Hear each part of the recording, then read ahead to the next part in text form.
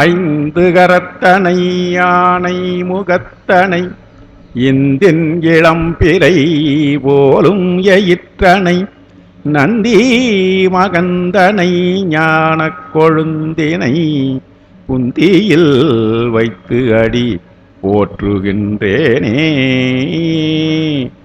மூவிரு முகங்கள் போற்றி முகம் பொழி கருணை போற்றி ஏவரும் துதிக்க நின்ற ஈராறுதோள் போற்றி காஞ்சி மாவடி வைகும் செவ்வேள் மலரடி போற்றி அண்ணான் சேவலும் மயிலும் போற்றி திருக்கைவேல் போற்றி போற்றி. ஆசையராய் பாசம் விடாய் ஆன சிவ பூசை பண்ணாய் நேசமுடன் ஐந்தெழுத்தை நீ நினையாய் சீச்சி சினமே தவிராய் திருமுறைகள் ஓதாய் மனமே உனக்கு என்னவாய்.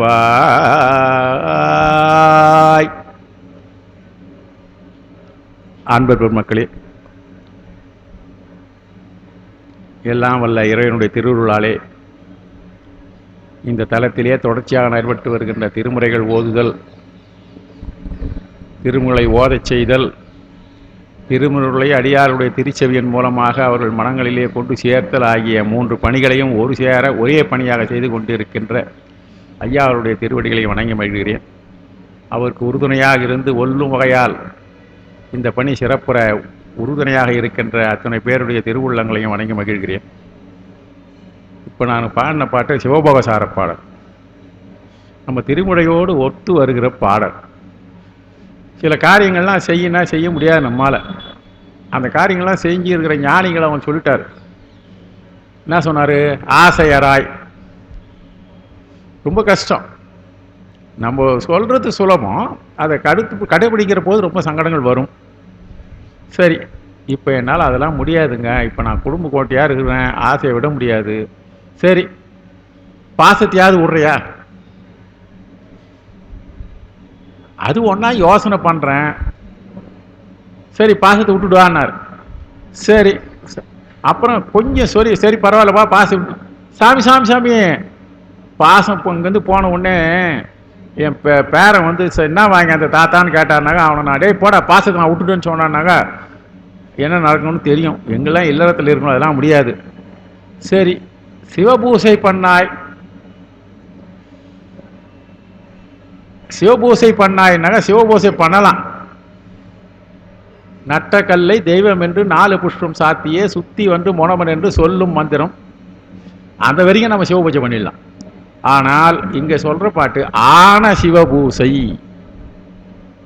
விதிமுறைப்படி சிவபூசை செய்ய வேண்டும் என்கின்ற ஒரு கொள்கை இருக்கிறது. நம்ம திருமுறைகள் என்ன சொல்கிறது என்றால், முதல்ல சிவபூஜை பண்ணணும்னாக்கா ஒரு குரு வேணும், குருவின் மூலமாக செய்யணும் அப்படின்றதுனால அது ஆன சிவபூஜை. நீங்கன்னா ரொம்ப கஷ்டத்தெல்லாம் கொடுக்குறீங்க, சரி என்னால் ஒன்றும் முடியாது. ஆன சிவபூசை பண்ணாய், சரிப்பா அது கூட வேணாம். 5 எழுத்தை நீ நினையாய், அதுன்னு 5 எழுத்து. நமச்சிவாய் என்ற 5 எழுத்து சொல்லிக்கிறேன். நான் மனுஷன் நடிச்சுக்கிறேன், நமச்சிவாய் நமச்சிவாய் நமச்சிவாய. நான் எத்தனை வாட்டி சொன்னேன் தெரியுமா உங்களுக்கு கேட்குறான். 5 வாட்டி சொல்லிட்டு நான் எத்தனை வாட்டி சொல்லிருமா, இப்படி நினைக்கக்கூடாதுப்பா, நீ நினைக்கிறதே நேசமுடன் நினைக்கணும்னு ஒவ்வொரு இடத்துலையும் ஒரு அடைமொழி கொடுக்குறாரு பாருங்க. ஆன சிவபூசைன்னார். சிவபுகசாரத்தில் ரொம்ப முனிகி படிக்க வேண்டிய செய்திகள் இது. ஆன சிவபூசைன்னார். 5 எழுத்தை எல்லாரும் நினைச்சிருவாங்க. நேசமுடன் 5 எழுத்தை நினைவாய், நினைப்பற நினைக்க வேண்டும், ஒன்றி இருந்து நினைக்க வேண்டும். அதுதான் இப்போ இது பண்ணிக்கிறான். சரி, அதெல்லாம் எங்க சாமி நீ சொல்ற மாதிரிலாம் நேசம் பாசம் இதெல்லாம் என்னால் முடியாதுன்னு. சரி, இதெல்லாம் வேணாம்பா, உன் வாழ்க்கை முன்னேறுவதற்கு சுலபமான வழி ஒன்று சொல்றேன். நீ இதெல்லாம் விட்டுடு, குடும்பத்தில் இருக்கேன் இல்லை சினமே தவிராய். கோபத்தை உன்னால் விட்டுற முடியுமா? அது ஒன்றா யோசனை பண்ணி செய்கிறேன். சரிடா, நீ சினத்தை விட்டுருன்றியே, இப்போ இவ்வளோ நேரம் இருந்துட்டு போறியே, வீட்டுக்கு போனேனாக்கா ஏன் இவ்வளோ காரத்தாமதம் வந்தேன்னாக்கா, நான் ஏதோ சொல்லி சமாளிச்சுக்கிறேன் சாமி, எனக்கு கோபம் வராதுன்னு. உங்கள் வீட்டுக்காரம்மா திருப்பி திருப்பி கேட்டுனே இருந்தாங்கன்னா அங்கேருந்து பொண்ணு ஓடியாந்து ஏன்பா அவ்வளோ நேரம் போட்டு வந்தேன்னாக்கா, இல்லைம்மா அப்படின்னு ஏதாவது காரணம் சொல்லி, இல்லைம்மா அப்படி இப்படின்னு சொல்லி சமாதானம் சொல்லிக்கினே இருக்கிறேன்னா திருப்பி திருப்பி எல்லாரும் கேட்க ஆரம்பிச்சுட்டாங்கனாக்கா, அதான் ஒன்றும் இல்லைன்னு சொல்ல நான். இப்போ சினம் வந்துச்சா, சினமே தவிராய் எல்லாம் முடியாது. நான் கடத்தான சாமியை எனக்கு வழி சொல்லுங்க, நீங்கள் சொன்ன வழிலாம் கொஞ்சம் யோசனை பண்ணுற மாதிரி இருக்குதுண்ணா. அப்போ தான் சொல்கிறார், திருமுறைகள் ஓதாய். இதை நான் ஒரு ஒரு லைவாக வைத்து கொண்டு வரேன். நான் வேற உள்ள பாட்டு அவருக்கு ரொம்ப ஆழ்ந்த பாட்டு சொல்லிட்டு போயிட்டார் அவரு. திருமுறைகள் ஓதாய், திருமுறைகளை ஓதப்பா எல்லாம் உனக்கு வந்துடும்னாரு. அது என்ன திருமுறைகள்னு ஒரு சின்னதாக பார்த்து அற்புத பதியங்களோ இல்லை அகத்திய தேவார்த்தங்களோ ஏதோ ஒரு புத்தகத்தை கொடுத்தாரு. அந்த புத்தகத்தை வச்சுன்னு படிக்க ஆரம்பித்தான். ஆமாம், திருமுறைகள் இவ்வளோ கேட்டுன்னு வந்தீங்க, இத்தனையும் வந்துடுமா அதில்னாக்கா, திருமுறைகளை ஓத ஆரம்பி எல்லாம் வந்துடும்னாரு. இப்போ நம்ம அனுபவத்தில் பார்த்துருக்குறோமா இல்லையா? திருமுறைக்குன்னு வந்து ஆரம்பிச்சு நான் எனக்கு 9 வருஷம் நான் அது நிறைய அனுபவிச்சிருக்கேன். நான் 9 வருஷம் 9 சொல்லிக்கினே இருக்கிறேன். இப்போ 10 வருஷமாக சொல்லிக்கிறேன். 2008 நான் இதில் நுழைஞ்சேன். 8-9 நுழைஞ்சேன். அறக்கட்டளை தொடங்கின வருஷத்துலேருந்தே நான் அந்த லைனில் வந்துட்டேன். இன்றைக்கி திருமுறையில் வந்து 2008-9 வந்து ஆரம்பித்தேன். திருமுறை படிக்க ஆரம்பித்தேன். சித்தாந்த திருமுறை படிக்க ஆரம்பித்தேன். அதுக்கப்புறம் இன்னும் 22 வருஷம் ஆகுது. என்னுடைய முன்னேற்றம் சிறப்பாக இருக்கிறது. இந்த இத்தனை குணங்களும் நமக்கு வருதுங்க. திருமுறைகளை நாம் படிக்க ஆரம்பிக்கிறது வேற, ஓதுதல் என்கின்ற வழிபாடு. அதனால் இதெல்லாம் ஓதுவதனால எவ்வளவும் கிடைக்கிறது. திருமுறைக்கு முத்தாய்ப்பாக பெரிய ஞானிகள்லாம் சொல்லியிருக்கு. ரொம்ப நமக்கு இவர் பாரு நட்டினார், சிவச்சந்திரன் ஐயா இல்லையா? ஆமாம், சிவச்சந்திரப்பா. உங்களுக்கு அந்த பாடல் நினைக்க நினைக்க ரொம்ப அருமையாக இருக்கும். அது மாதிரி சொக்கேசர் வெண்பாவம் அதே மாதிரி தான். அவர் தான் 2 மணி சொக்கநாத வெண்பாவம். இந்த பாடல்கள்லாம் வந்து நம்ம திருமுறைகள் ஓதினாக்கா இவ்வளவும் நமக்கு கிடைக்குது. நாம் அந்த பக்குவப்பட்டு இருக்கிறோம். எல்லாம் அந்த மாதிரி அனுபவத்தில் இருக்கிறவங்க தான் இங்கே வந்திருக்கீங்க. நல்லா யோசனை பண்ணி தான் நான் சொல்கிறேன் இதை. அந்த அனுபவத்திலே வந்தால் அது வந்தாரை வாழ வைக்கும் தமிழகம் சொல்கிற மாதிரி வந்தாய் போய் அறியாய் என்கிற நிலையிலே இரண்டு திருவள்ளுவர் கொண்டு சேர்க்கின்ற திருமுறை என்கிறதுனால நம்ம படிக்கிறதுலாம் ரொம்ப சாதாரணமான ஏட்டுப்பிரதி அல்ல என்கிற செய்தியை தான் சொல்லிட்டு இந்த இதை நம்ம வந்து வீழிமிழலை பற்றி நம்ம பார்த்துட்டு வரோம். வீழிமிழையில் 7வது பாடல். 6 பாட்டு முடிச்சுட்டு இருக்கிறோம். சரியா? 6 முடிச்சுட்டு 7வது பாடல். பெருமான் வந்து 2 வரியில் பெருமானுடைய தலைமை சொல்கிறாரு. இதில் பல பாடல்களிலே பெருமான் திருமுக மனைவியோடு இருக்கிறார் என்கின்ற பாடல் பெரும்பாலும் அதில் பாடலே எல்லாத்துலேயும் அப்படி தான் வருது.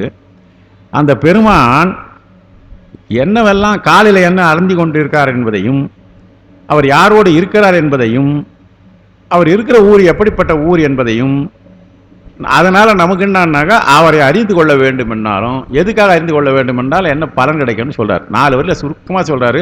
செரியார் கழலும் சிலம்பு ஆர்க்க நெறியார் குழலாளோடு நின்றான்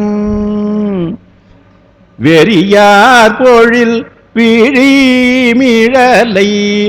அறிவார் அவலம் அறியாரே. செரி ஆர் கழல், திருவடிகள். கழல் என்பது திருவடிகள். பெருமானுடைய திருவடிகளிலே கால்களிலே செறிந்த கழல், சிலம்பு, இதெல்லாம் 2 சொல்லுங்க. கழலும் இருக்கிறது, சிலம்பும் இருக்கிறது. அது மட்டுமில்லாமல் இந்த 2 அணிகளும் ஒளி பொருந்தும்படியாக பக்கத்தில் உமையா நெறியார் குழலான்றார். நெறிதல் என்றால் சுருண்ட கூந்தலுக்கு நெறியார் குழல். இந்த நெறியார் குழல் என்பது சுருண்ட கூந்தல் என்கின்ற ஒரு பொருளை உடையதாக இருக்கிறது. அப்படிப்பட்ட சுருண்ட கூந்தலை உடையவளாக இருக்கின்ற நெறியார் குழலால் என்றால் உமையம்மையை குறிக்கிறது. நெறியார் குழலால் என்பது உமையம்மை குறிக்கிறது. நெறியார் குழலாலோடு நின்றான். நின்றல் என்றால் பெருமான் நிற்கிறார்னா எழுந்தல் இருக்கிறார். பெருமான் அந்த தலத்தில் எழுந்திருக்கிறார். எந்த இடம்னு பார்த்தாக்கா வெறி என்றால் மனம். வெறி ஆர் பொழில். மனம் அங்கே பாட்டுக்கு மனம் இருக்குது, நம்ம பாட்டுக்கு இங்கே இருக்கிறோம். அங்கே அது பாட்டுக்கு அப்படியே தான் இருக்கும்.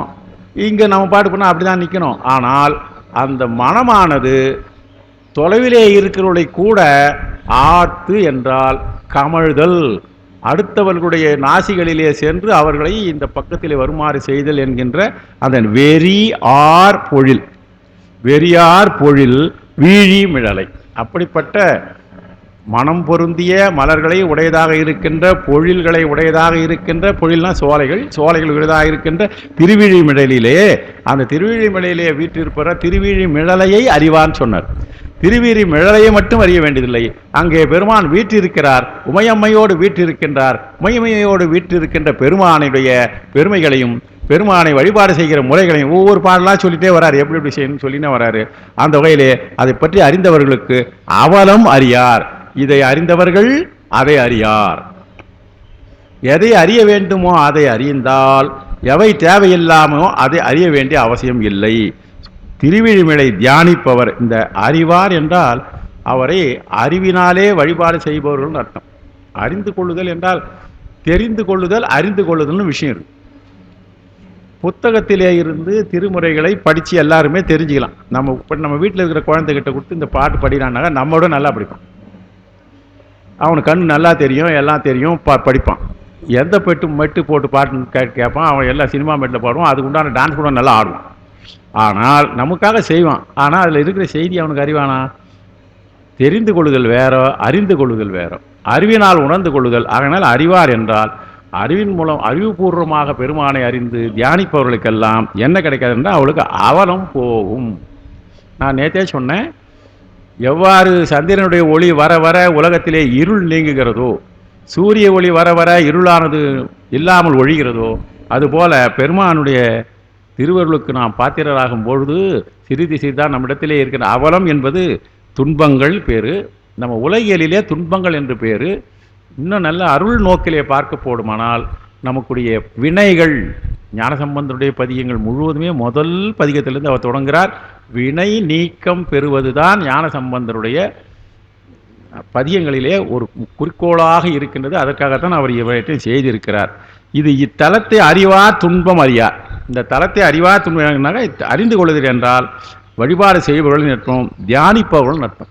அறிவார் என்பதற்கு தியானிப்பவர்கள் என்கின்ற ஒரு பொருளே இங்கே வந்திருக்கிறது. நெறியார் குழல் என்றால், இந்த நெறியார் குழல் என்ற சுருண்ட கூந்தலுக்கு நெறியார் குழல் நான் எப்பவுமே சொல்கிற போது சொல்லியிருக்கிறேன். அதே போல் இந்த 8வது பாடல் படிமா, அந்த பாட்டை அப்படியே உட்காந்தே படி.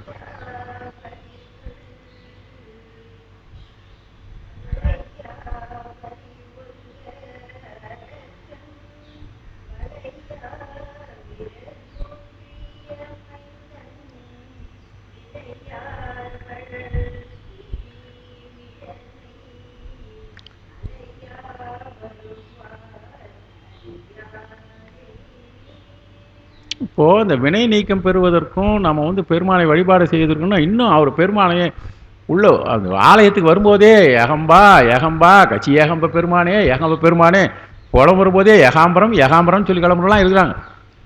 அந்த அளவுக்கு அந்த பக்குவப்பட்டு விட்டால் நமக்கு எல்லாம் போகிற போது அந்த நிலைமை வரும் என்பதனால உளையா வலி ஒல்க அரக்கன் பொருள் புரிகிற மாதிரி பிரிச்சுக்கணுன்னாக்கா உளையா வலி ஒல்க அரக்கன், இதுதான் பொருளுக்கு பிரிக்கிறது. ஆனால் பாடுற போது மேடம் கரெக்டாக பாட்டாங்க. உளையா வலி ஒல்க அரக்கன். இன்னமும் நீங்கள் பழைய மெத்தடில் பாடணும்னா உளையா வலி ஒல்க வரக்கன், அது நமக்கு புரியாது.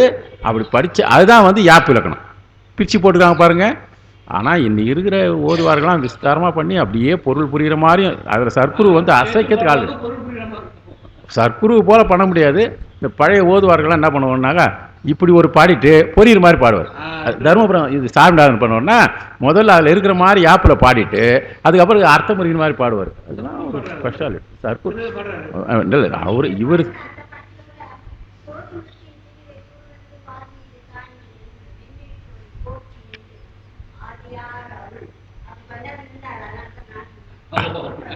இல்லை, அதான் சொல்ல உளையா வலி ஒல்க அரக்கன் வளையா விரல் ஊன்றிய மைந்தன். அதாவது உளையா வலி ஒல்க அரக்கன் என்றால் கைலை மலையை பெயர்த்த இராவணனது வலிமை, அவனுடைய வலிமை சிறந்த வலிமை. ராவணன் சாதாரணமான ஆள் இல்லை. அது அவருக்கு பேப்பர் கொடுக்கும். மிக்க வலி பொருந்தியவனாக இருந்த இராவணன், அந்த இராவணனுடைய வலி உலையா வலின்னு சொல்றார். சிறிது கூட குன்றாத வலி. அவன் தான் சொல்லுவான், ராவணனை பற்றி சொல்கிற போது பட்டிமன்றத்தெல்லாம் மிக நீளமாக சொல்லுவாங்க. அப்படிப்பட்ட இராவணனுடைய வலி ஒல்க என்றால் கெடுமாறு, ஒல்குதல் கெடுதல். அவனுடைய பெருமான் என்ன பண்ணாரான், காலகளெல்லாம் ஒன்றும் வளைக்கான், அரக்கன் வளைந்து முடியாமல் கதறுமாறு பெருமானுடைய திரு விரலிலே ஒரு பகுதி தான் ஊன்றினாராம். விரல் ஊன்றி, தன்னுடைய காலை வளைத்து விரலால் ஊன்றியவர். அப்படியே காலை அப்படி கொண்டு போய் நேராக விரலால் ஊன்றியவரான். அப்படிப்பட்டவர் மைந்தன் என்பால், மைந்தன் என்ற சொல் வலிமை உடையவன் அர்த்தம். மைந்து என்றால் வலிமை, மைந்தன் என்றால் வலிமை உடையவன். ஆக பெருமான் வலிமை வாய்ந்தவராக சிவபெருமான் எழுந்தளி இருப்பது. வளையா விரல் ஊன்றிய மைந்தன் விளையார் வயல் வீழிமிழை அலையா வருவார் என்றால், பெருமான் வீற்றிருக்கின்ற வளையல். வளையல் என்றாலுமே என்ன பண்ணணும்னா விளைவை கொடுப்பது தான். அதுதான் சொல்லிடுறாங்க வயலை பிரிக்கிற போதே, நன்செய் புன்செய், நன்றாக விளைவை தரக்கூடியது, முப்போகம் விளையக்கூடியது, எவர் ஒருவர் நம்பி இருக்கிறார்களோ அவருக்கு நன்மையை தரக்கூடியது. இன்னொரு வயல் இருக்கிறது, அந்த வயல் என்னன்னா மானம் பார்த்த பூமின்னு சொல்லுவாங்க, அதுக்கு புன்செய், அதுவும் செய்தான். அதனால் விளையார் வயல் என்றால் விளைவு ஆர்த்து அவரை யார் விளைய செய்கிறார்களோ விவசாயிகளுக்கு மிகுந்த நன்மையை தருகிறதாக இருக்கின்ற வயல் சூழ்ந்ததாக இருக்கின்ற வீழிமிழலிலே அலையா வருவார். இந்த அலையா என்ற முன்ன பொறுத்து அறிவார் வருவார்னு வந்து இல்லையா, அலைதல் என்றால் நினைந்து வருதல்னு அர்த்தம். அந்த திருவீழிமிழைக்கு வரும்போது நினைந்து வருவார், சிறந்த அடியவராவார். வருவார் அடியாரே. அப்போ அடியார்னா அவங்க தான்ப்பா அடியார்னாக்கா, அப்போ சிறந்த அடி. தோசைன்னா அதுதான்ப்பா தோசை. போண்டான்னாக்கா நம்ம பக்கத்தில் இருக்கிற ஹோட்டல் போண்டா தான் சொல்லிட்டு நாங்கள் இப்போ தீர்மானத்தை நிறைவேற்றணும். சக்கரா ஹோட்டல் இல்லை உண்மை எப்படி சொன்னால், நான் இது ஆரம்பத்துலேருந்தே இது அனுபவிச்சிருக்கிறேன். நீங்கள் இதுக்காக நீ போய் சாப்பிட்ணான்னு சொல்லலை, வாய்ப்பு கிடையாது போய் பயன்படுத்திங்க. அங்கே வந்து நீங்கள் பார்த்தீங்கன்னாக்கா போண்டா வந்து நான் அதுக்கு தெளிவாக விளக்கம் புரியுமா சொன்னாக்கா, போண்டா சாம்பாரில் போண்டாவை போட்டாக்கா மற்ற ஹோட்டல்லாம் போண்டா மிதக்கும். ஆனால் இவங்களுக்கு போண்டாவை வந்து அப்படி போட்டோம்னா கொஞ்சம் ஊறும். அந்த அளவுக்கு உளுத்தம் பருப்பு நல்ல பக்குவமாக பார்த்து வாங்கி செய்கிறாங்க. இப்படி எக்ஸ்பர்ட் வச்சுட்டு இருக்காங்க. நல்லாரு அந்த ஒரு ஐட்டம் சிறப்பாக இருக்கும். அதனால் வாய்ப்பு கிடைக்கிற போதெல்லாம் நம்ம பாலராயன் ஐயா கூட பெரும்பாலும் சொல்லுவார், வந்துட்டேன் இன்றைக்கி சீக்கிரம் வந்துட்டேன், அப்படி போயிட்டு வந்துட்டேன். இன்றைக்கி நான் அதே மாதிரி தான் வந்தேன். சரி சரி, அது அவங்கவுங்களுக்கு ஒன்று ஒன்று பிடிச்சி ஹோட்டல் இருக்கும். அது அப்புறம் கருத்தரங்கத்தில் பார்த்துக்கலாம். அதெல்லாம் அலையா வருவார் அடியாரே என்றால் அழைக்க வருவார்கள் அடியார். எதுக்கு சொல்லணும்னா, அந்த சிறப்பு ஒவ்வொரு இடத்துல ஒரு சிறையவாக இருக்கும். ஆகையினால அலையா என்றால் அதிலே நினைந்து வருபவர்கள் சிறந்த அடியார்களாவார்கள். சிறந்த அடியார்னா அதுன்னா அதுதான். தோசைன்னாக்கா எங்கள் வீட்டுக்கார மாதத்துக்கு கொடுத்த தோசைன்னு கணவராக இருக்கிறவங்க கட்டாயம் சொல்லணும். இல்லை அப்படி இல்லை, அவங்கக்கிட்ட ஒரு அன்பு இருக்கும். யோசனை பண்ணிப்பார், அங்கே கமர்ஷியல் கிடையாது. ஹோட்டலில் இருக்கிற தோசை நல்லா தான் இருக்குன்னா அவன் தொழிலுக்காக செய்கிறான், சிறப்பாக இருக்கணுக்காக செய்கிறான். வீட்டில் இருக்கிறவங்க எப்படியாவது இந்த ஆளை நல்லா சாப்பிட வச்சு நமக்கு இவர் தான் முக்கியமாக தேவை அப்படின்றதுக்கு தேவையில்லைன்னு நினைக்கிறவங்க யாரும் இருக்க மாட்டாங்க. இருந்தாக அவங்க வந்து மனைவின்றது அந்தஸ்து இருக்கிற மாதிரி இல்லை. அதுதான் வந்து நம்முடைய திருமுறைகள் சொல்லப்படுகிறது. ஆகையினால் நாம் வந்து இருந்தால் அதுதான் சிறப்பு. திருமுறைனாலுமே ஞானசம்பந்தர் இயற்றியிலேருந்து இப்போ பாட்டுன்னா திருமுறை தான் பாட்டு. அதே போல தான் அந்த வகையிலே அப்படிப்பட்ட இடத்தை யார் நினைந்து வருகிறார்களோ, நீள நினைந்து வருதல். இப்போ ஞானசம்பந்தரே பல இடங்களிலே வரும்போதே அந்த ஊரை பாடின்னு வருவார். நம்ம எல்லாம் 3 பேருமே சில நேரங்களில் அந்த ஊரை நினைத்து பாடிக்கொண்டே வருகிறார்கள். அடுத்த பதிகம் வரும்போது அதை பற்றி செய்தி சொல்ல போகிறேன் நான். திருவையாறு வருகிறது. இந்த தலத்தை நெருங்குவாரே அடியார்கள். இந்த வளையா வருவார் என்றால் இந்த தலத்தை யார் நெருங்குகிறார்களோ, நெருங்குதல் என்றால் உடலால் நெருங்குதல் அல்ல. நம்ம ஒரு முறை தரிசனம் பண்ணிட்டு வந்துட்டாக்கா மறுபடியும் அதை மனசில் நினச்சிருந்தாக்கா நாம் நிச்சயமாக அந்த தலத்தை நான் நெருங்கி விட்டோம். அங்கே உள்ளன்போடு சாமியை தரிசனம் செய்து விட்டு வந்தோமானால் நம்ம தூக்கத்தில் கூட பெருமான் வந்து டே என்னை நினச்சிட்டியாடா மறந்துடாடான்ட்டு சுந்தரரை பாட்டு விட்டு என் ஊருக்கு வர மறந்துட்டாயேன்னு சொல்லி கூப்பிட்டு பாடுறான்னு சொல்லி பாடி கேட்டு போகிறார்ல, விட்ட மாட்டார் சாமி. அதனால் நாம் தான் விளையாட்டாக நான் சொல்லுவேன், நீங்கள் கோயிலுக்கு போனீங்களா? போனேன். நல்லா இருந்தா சாமி? நான் மல்லிப்பூ, இல்லை நம்ம வீட்லேயும் பூ கட்டுறாங்க, அலங்காரம் என்ன பண்ணியிருக்கிறாங்கன்னு நினைக்கிறீங்க? பிரமாதமாக சொல்லுவாங்க. நல்லா அதிசயப்பத்து அற்புதப்பத்து ரெண்டுமே வருது. அடிகளில் அடி போந்த அற்புதம் அறியேனே. அந்த ஆமா, வடிவுடை மொழி. அடிகள் இவ்வடி போந்த அற்புதம் அறியேனேன். அதெல்லாம் நல்ல, ஆனால் பெரிய பிரார்த்தத்தை வச்சுக்கிட்டு படிக்கணும். அது நான் இப்போ நேற்று எதுக்கோ ஒரு படிக்கிற போது அது வந்தது எனக்கு. இந்த தலத்தை நெருங்குவதல்னா அந்த நெருங்குற போது நெருங்குற ஒரு வழக்கம். இங்கே வயல்கள் நல்ல சிறப்பாக இருக்குதுன்னு சொல்லிட்டாரு. அவர்களை அவர்கள் தான் அடியவர்களாக கருதப்படுபவர்கள் சொல்லிட்டாரு. அடுத்தது உளையா என்பதுக்கு ஒன்று இருக்குது பாருங்க. வருந்தி உளையா வலி, அந்த வலிமை உடையவனாக இருப்பவன் வருந்தும்படியாக செய்த காரணத்தினால அலையா என்றால் அலைந்து, பொருந்தி என்றால் உளையா பொருந்தி, உளையா வலி பண்டு வருந்தா வலியுமாம். இந்த சாமினால் அவன் வருந்தினான் பாரு, அந்த வருத்தம் இது வரைக்கும் எப்பவுமே அவன் பார்த்ததே கிடையாது. ஏன்னா சாமி கையால் சாமி கொடுத்தாலும் அப்படி தான் கொடுப்பாரு, கடுத்தாலும் அப்படி தான் கொடுப்பாரு. அதுக்கு என்ன பேர் சார்? அதுக்கு நாங்கள் வச்சுருக்கிறோம் சைவ சித்தாந்தத்திலே. சுவாமி ஒருவரை தொல்லை கொடுத்துமானால் ஒருவரை பிடிச்சி அமக்கலம் பண்ணினார்னாக்கா அதுக்கு பேர் என்னன்னா மரக்கருணை. அறக்கருணை மரக்கருணை. மரக்கருணை பண்ணுறது சாமி விடமாட்டார். சுந்தரருக்கு பண்ணது கண்ணை எடுத்தது மரக்கருணை. அறக்கருணையும் தனி மரக்கருணையும் தந்து வாழ்விக்கும் உண்மைப்பதம் வள்ளலார் திருவடி புகழ்ச்சியில். அதனால் பெருமான் ரெண்டு கருணையும் கொடுப்பாரு, அதெல்லாம் கொடுத்து செய்கிறோம். அதனால் பெருமான் அவனையும் வருத்தினார். நாவுக்கரசு தான் புட்டு புட்டு வைப்பார். தாண்டகத்தில் பார்த்தாக்கா அவனை தொல்லை கொடுத்து, அவனை இது கொடுத்து, அவனுக்கு வாளோடு நாளும் கொடுத்து அவனை வாழ வைத்தார், ஆட்கொண்டார் அப்படின்னு வர. அது மாதிரி இவர் மீன் பண்டு வருந்தா வலி உடைய தான் உளையா வலி. இது மாதிரி நான் எப்பவுமே அனுபவிச்சில்லப்பா அப்படின்ற மாதிரி. அடுத்தது மருள் செய்து இருவர் மயலாக அருள் செய்தவன் ஆரழல் ஆகி வெருள் செய்தவன் விழி மிழலை தெருள் செய்தவர் தீவினை தேயவே. தேயவேவா தேய்வேவா? தேய்வே. தேய்வே தான் சரி சார். தீவினை தேயவே இல்லை, தேய்வே என்றால் முற்று கொடுத்துட்டார், வினை முற்று ஆகிப்போச்சு. அவர் தீவினை தேய்ந்து விட என்பது தான் அது இலக்கணத்துக்கு அப்படி தான் வருது. மருள் செய் மருள் செய்திருவனா மருள் செய்து தங்களை பற்றி சரியாக உணராமல், நாம் எந்த அளவு இருக்கிறோம், நமக்கு எல்லாம் இதெல்லாம் செஞ்சுக்கிறோம் எவன்றதை பற்றி அது உணராது விட்டார்கள். தங்களை பற்றி உணராதவர்கள் தான் மருள், உணர்ந்தவர்கள் அருள்.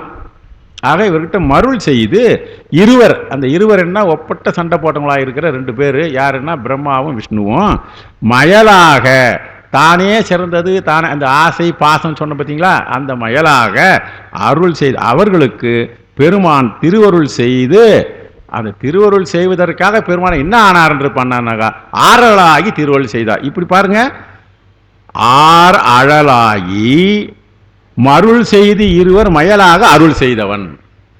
அழலாக நிமிர்ந்து மயக்கத்திலே இருந்தவர்களாகிய இருவர்களுக்கும் அருள் செய்தவன். ஏன்னா ஒளியை காமிச்சார், அவங்ககிட்ட இருள் இருந்தது மருள், அதுக்கு ஒளியை காமிச்சாரு. வெருள் செய்தவன், அவர்கள் மீண்டும் முதல்ல அழலை பார்த்தோன்னா வெருண்டு போயிட்டாங்க. சாமி எங்களுக்கு அருளை காமிங்கன்னுட்டு. இந்த திருவண்ணாமலை பற்றி 2 நூல்கள் எனக்கு நான் நிறைய 2 நூல் தான் முழுமையாக படிக்க முடிஞ்சுது. அந்த 2 நூல்களையும் ஒரு வித்தியாசமாக கொடுத்துருக்காரு. அருணாசல புராணத்தில் ஒரு மாதிரி அந்த அதில் வருது பெருமானு செஞ்சது. அதையே நம்ம இவர் கந்தபுராணத்தில் கொடுத்துருக்காங்க. கந்தபுராணத்தில் எப்படி அவங்க 2 பேரும் செஞ்சாங்கிறது அது ஒரு வித்தியாசமாக சொல்லின்னு போகிறார். கந்தபுராணத்தில் ஒரு நல்ல விஸ்தாரமாக ஒரு 30 பாட்டில் அருமையாக சொல்லியிருக்காரு. ஆனால் சிறிது வேறுபாடு இருக்கிறது. ஏனென்றால் இவர் அடிப்படையாக வச்சது அது கதையை அடிப்படையாக வச்சிருக்கிறது. இவர் அவரை எழுதிய காலங்கள் ஏறக்குறைய சம காலங்கள் தான், ஒரு நூற்றாண்டு வித்தியாசமாக தான் இருக்கும் 2 பேரும். நூலாசிரியர்கள் அது மாதிரி எழுதியிருக்கிறாங்க. நான் 2மே படிக்கிறதுக்கு ஒரு வாய்ப்பு கிடைச்சதுனால அது சொல்கிறேன். கொஞ்சம் கொஞ்சம் மாதிரி வித்தியாசமாக சொல்லியிருக்கிறாங்க.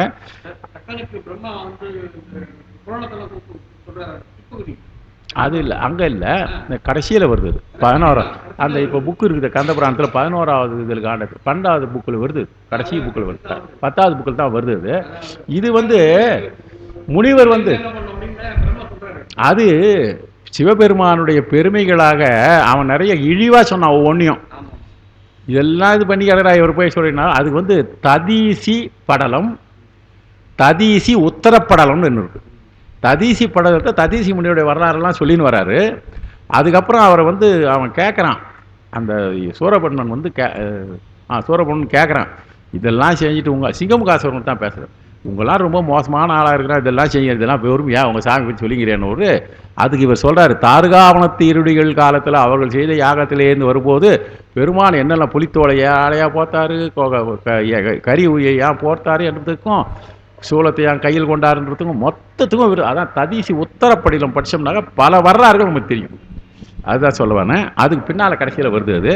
ஆக வெருள் செய்து அவன் அவர்களுக்குரிய அருளிலே இருந்து அவனை வந்து மருள் செய்தவனை அருள் செய்து அவர்கள் எப்படி செஞ்சாருன்னாக்கா அழலாக வந்து அவர்களுக்கு வெருள் செய்து அவர்கள் தெளிவுபடும்படியாக செய்தவனாக இருக்கின்ற பெருமான் வீழிமிழலிலே தெருள் செய்தவர். இப்போ கடைசியில் இவ்வளோ டெஸ்ட் அவனுக்கு வச்சார் பாருங்க. மருள் அவங்க மருள் இருந்தாங்க, அவங்களை என்ன பண்ணார், அருள் செய்தார். அருள் செய்தனுடைய காரணத்தினால் அழலானார். அழலான உடனே அழலை பார்த்து இவங்க பயந்தார்கள். அச்சப்பட்டவர்களுக்கு தான் பெருமான் திருவள்ளுவருமா அஞ்சியாகினும் அன்புபட்டாகினும் பெருமானை வணங்குடா, பயந்துன்னு வணங்குடா, இல்லைன்னா கண்ணை குத்திருண்டா தெய்வம், அதனால வடை சாப்பிடாதான்னு குழந்தைய சொல்லி கொடுப்போம். இதே அந்த குழவை சொல்லுவான், அப்பா சொன்னார் சாப்பிடக்கூடாது, சாமி பிரசாதம் சாமி சாப்பிடணும், அவன் பெரியவனாயிட்ட பிறகு கரெக்டாக சொல்லுவான். அந்த அளவுக்கு பக்குவத்திலே கொண்டாடுறாங்க. அதனால் தெருள் செய்தவர் என்றால் தெளிவு, அவளை தெளிவடையும்படியாக செய்த பெருமான் வீட்டில் இருக்கின்ற இடம் திருவிழிமிழலை என்கின்றது. அடுத்தது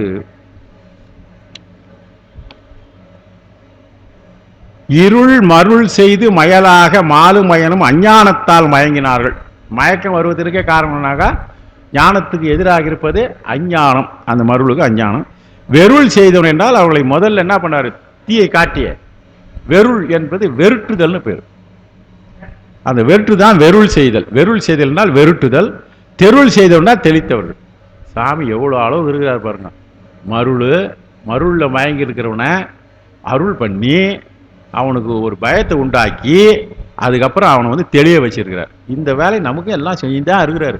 இவ்வளவும் திருமுறைகளின் மூலமாக நமக்கு தெரிவிக்கிறார். இதெல்லாம் என்னுடைய வேலையாகிறார். சாமி என்ன வேலை செஞ்சுக்கிறாருன்னா இந்த வேலையெல்லாம் செஞ்சுருக்காரு உயிர்களுக்கு. அடுத்தது துளங்கும் நெறியார் அவர் தொன்மை வளங்கொள் வளங்கொள் அன்மின் புல்லமன் தொயரை விளங்கும் பொழில் வீழி மிழலை உளங்கொள்பவர் தன் வினை ஒய்வே. இங்க வந்து வினை ஓய்வே, என்ன அருமையா இருக்கு. அவர்கள் வினை ஓய்ந்து விடும். ஓய்ந்து இருக்குமா, வினை எப்படின்னா அழியாது. அது வேற எவனா ஏமாந்தன போய் பிடிச்சிடும். பாவம் தான் என்னாக்கா, பாவம் இல்லையான்னாக்கா புண்ணியத்தை செய்கிறவங்ககிட்ட இருந்து அப்படியே கொஞ்சம் கொஞ்சமாக இருந்து திருவள்ளுவர் வந்த உடனே அவங்ககிட்ட போவோம். அது என்ன, அவன் வேற ஒரு இடத்துக்கு போவோம். அதெல்லாம் வந்து நிலையான பொருள்கள் தான் இருக்கிறது தான். அதனால துளங்கும் நெறியார் அவர் தொன்மை வளங்கொள் கொள்ளன்மின். துளங்கும் நெறியார் என்பது துளங்குதல் என்றால் தடுமாற்றம் கொள்ளுதல்னு பேர். துளங்குதல் தடுமாற்றம் கொள்ளுதல். தடுமாறுகின்ற கொள்கைகளை கொண்டிருப்பவராகிய அற்பமானவர்கள், அவருடைய நினைவெல்லாம் நீங்கள் கொள்ளாதுங்க. யாருன்னாக்கா அந்த ரெண்டு பேர் தெரியும், சமணர்களும் சாக்கியர்களும். அவர்களுடைய அமணர் தேரர்னு சொல்லலாம், சாக்கியர் சமணர்னு சொல்லலாம். ஆகியோருடைய சமய தொன்மை சிறப்பை கருதாதீர். அவருடைய சமயத்துடைய தன்மையை சொல்கிறார்களே, தொன்மை வளம் என்றால் சமயத்துடைய வளம். எங்களுக்கு வளமாக இருக்குன்னு சொல்லுவாங்க, நல்லா தான் இருக்கும். அவற்றையெல்லாம் நீங்கள் வந்து கருதாதீர்கள். கொள்ளன்மின்னு சொல்றார். துளங்கும் நெறியார் என்றால் தடுமாறுகின்ற கொள்கைகளை உடையதாக இருப்பவர்கள், எங்களுடைய கொள்கைகள்லாம் சிறந்த கொள்கைகள் என்று அவர்கள் சொல்லுகின்றார்களே, அவர்கள் எல்லாம் நீங்கள் வளங்கொள் கொள்கை என்று தான் சொல்லுவார்கள். அதை நீங்கள் கொள்ளாதீர்கள். வேற ஒன்றும் ஞானசம்பந்தர் சண்டை போடுன்னு எங்கேயுமே சொல்லலை. இப்போ அது தெரிஞ்சுன்னு தான் இங்கே ஒன்றும் இல்லைன்னா சொல் பேச்சை கேட்கறனா நத்திங். அவர் எங்கேயுமே ஃபைட் பண்ணல. வானா நம்ம பிடிக்கிறா நல்லா இல்லையா விட்டுடு, இது சரியா இல்லை அது சரியா இல்லைன்னு சொல்லிட்டு நீ பிராபகண்டா பண்ணி இருக்காது. ஆகையினால வளம் கொள்ளல் மின் புல் அமன் தேரர், அமணர்கள் தேரர்கள், சமணர்கள் சாக்கியர்கள் அவர்களைய தேரை விளங்கும் பொழில். நீங்க என்ன பண்ணணும் சார்? சரி உன்னை விட்டுடுன்னீங்க, அதை கொள்ளாதுன்றீங்க, நாங்கள் எதை கொள்ளணும் அதுவாக சொல்லு. உன்னை விட்டுன்னு சொல்லிட்டு இல்லை, விடுறது பிடிக்கிறது ஒன்று சொல்றேன் பாருங்க. விளங்கும் பொழில் வீழி மிடலை உளம் கொள். இதை கொள்ளன்மின், இத கொள்ளுங்க. ஆனா அதை சும்மா பார்த்து அப்படியே விட்டுறாதீங்க, அப்படியே விட்டுடு, வேணாம் வேணான்னு சொல்லி விட்டுடு. இத கொள்ளு, சாதாரண கொள்ளு, உளங்கொள். அந்த நெறியை கொள், உள்ளத்திலே பதிய வைத்துக்கொள், அந்த நெறிப்படி சென்று திருவருளை பெறுவதற்கான முயற்சி செய் என்று உளங்கொள்பவர் தம் வினை. அப்படி இருப்பவருடைய வினை ஓய்ந்து விடும். ஓயாத வினை அது ஓய்ந்து விடும். வினை ஓய்ந்து விடும் என்றால் சித்தாந்தத்தில் சொல்லுவாங்க, நம்முடைய 5 புலன்கள் நம்மை மருளை செய்கிற புலன்கள் எல்லாம் கடைசியில் என்ன பண்ணுன்னு கேட்பாங்க. அது என்ன செத்து போடுமா, அது ஓடி போடுமா, இல்லாத போடுமான்னா அதுக்கு அர்த்தம் எவனா பார்த்தானா ஏமாதம் பார்த்தா கொடுக்கும். அதுக்காக என்ன பண்ணுனாக்கா, இது என்ன பண்ணுமா, பெருமாளுடைய திருவடி பெற்று பரணாசூத்திரத்தில் வரும்போது சொல்லுவார் பாடியத்தில், எல்லாம் செஞ்சு சந்தோஷமாக திருவடி பேற்றுக்கு போகிற போது இதுங்க என்ன பண்ணுமா, கைகட்டி எங்களால் நீங்கள் பட்ட துன்பங்கள்லாம் போதும், நாங்கள் ஓய்ந்து விட்டோம், நாங்கள் வேறு யாருன்னா இருக்கிறவங்களெலாம் பண்ணுறவங்களாம் பார்க்க போய்க்கிறோம், நீங்கள் போய் வாங்கன்னு அந்த இடத்துல கைகட்டி கொண்டு அப்படியே பெருமாளுடைய திருவடியாகிய ஆனந்தத்தை மகிழ்ச்சி சொல்வதற்கு இந்த உயிர் செல்லுகின்ற பொழுது இதுவரையும் நமக்கு தொல்லை கொடுத்தவைகளாக இருந்து நிற்கும். அதுதான் ஓய்தல். இந்த ஓய்தல் என்பது சித்தாந்தத்தில் காண இருக்குங்களா உங்களுக்கு?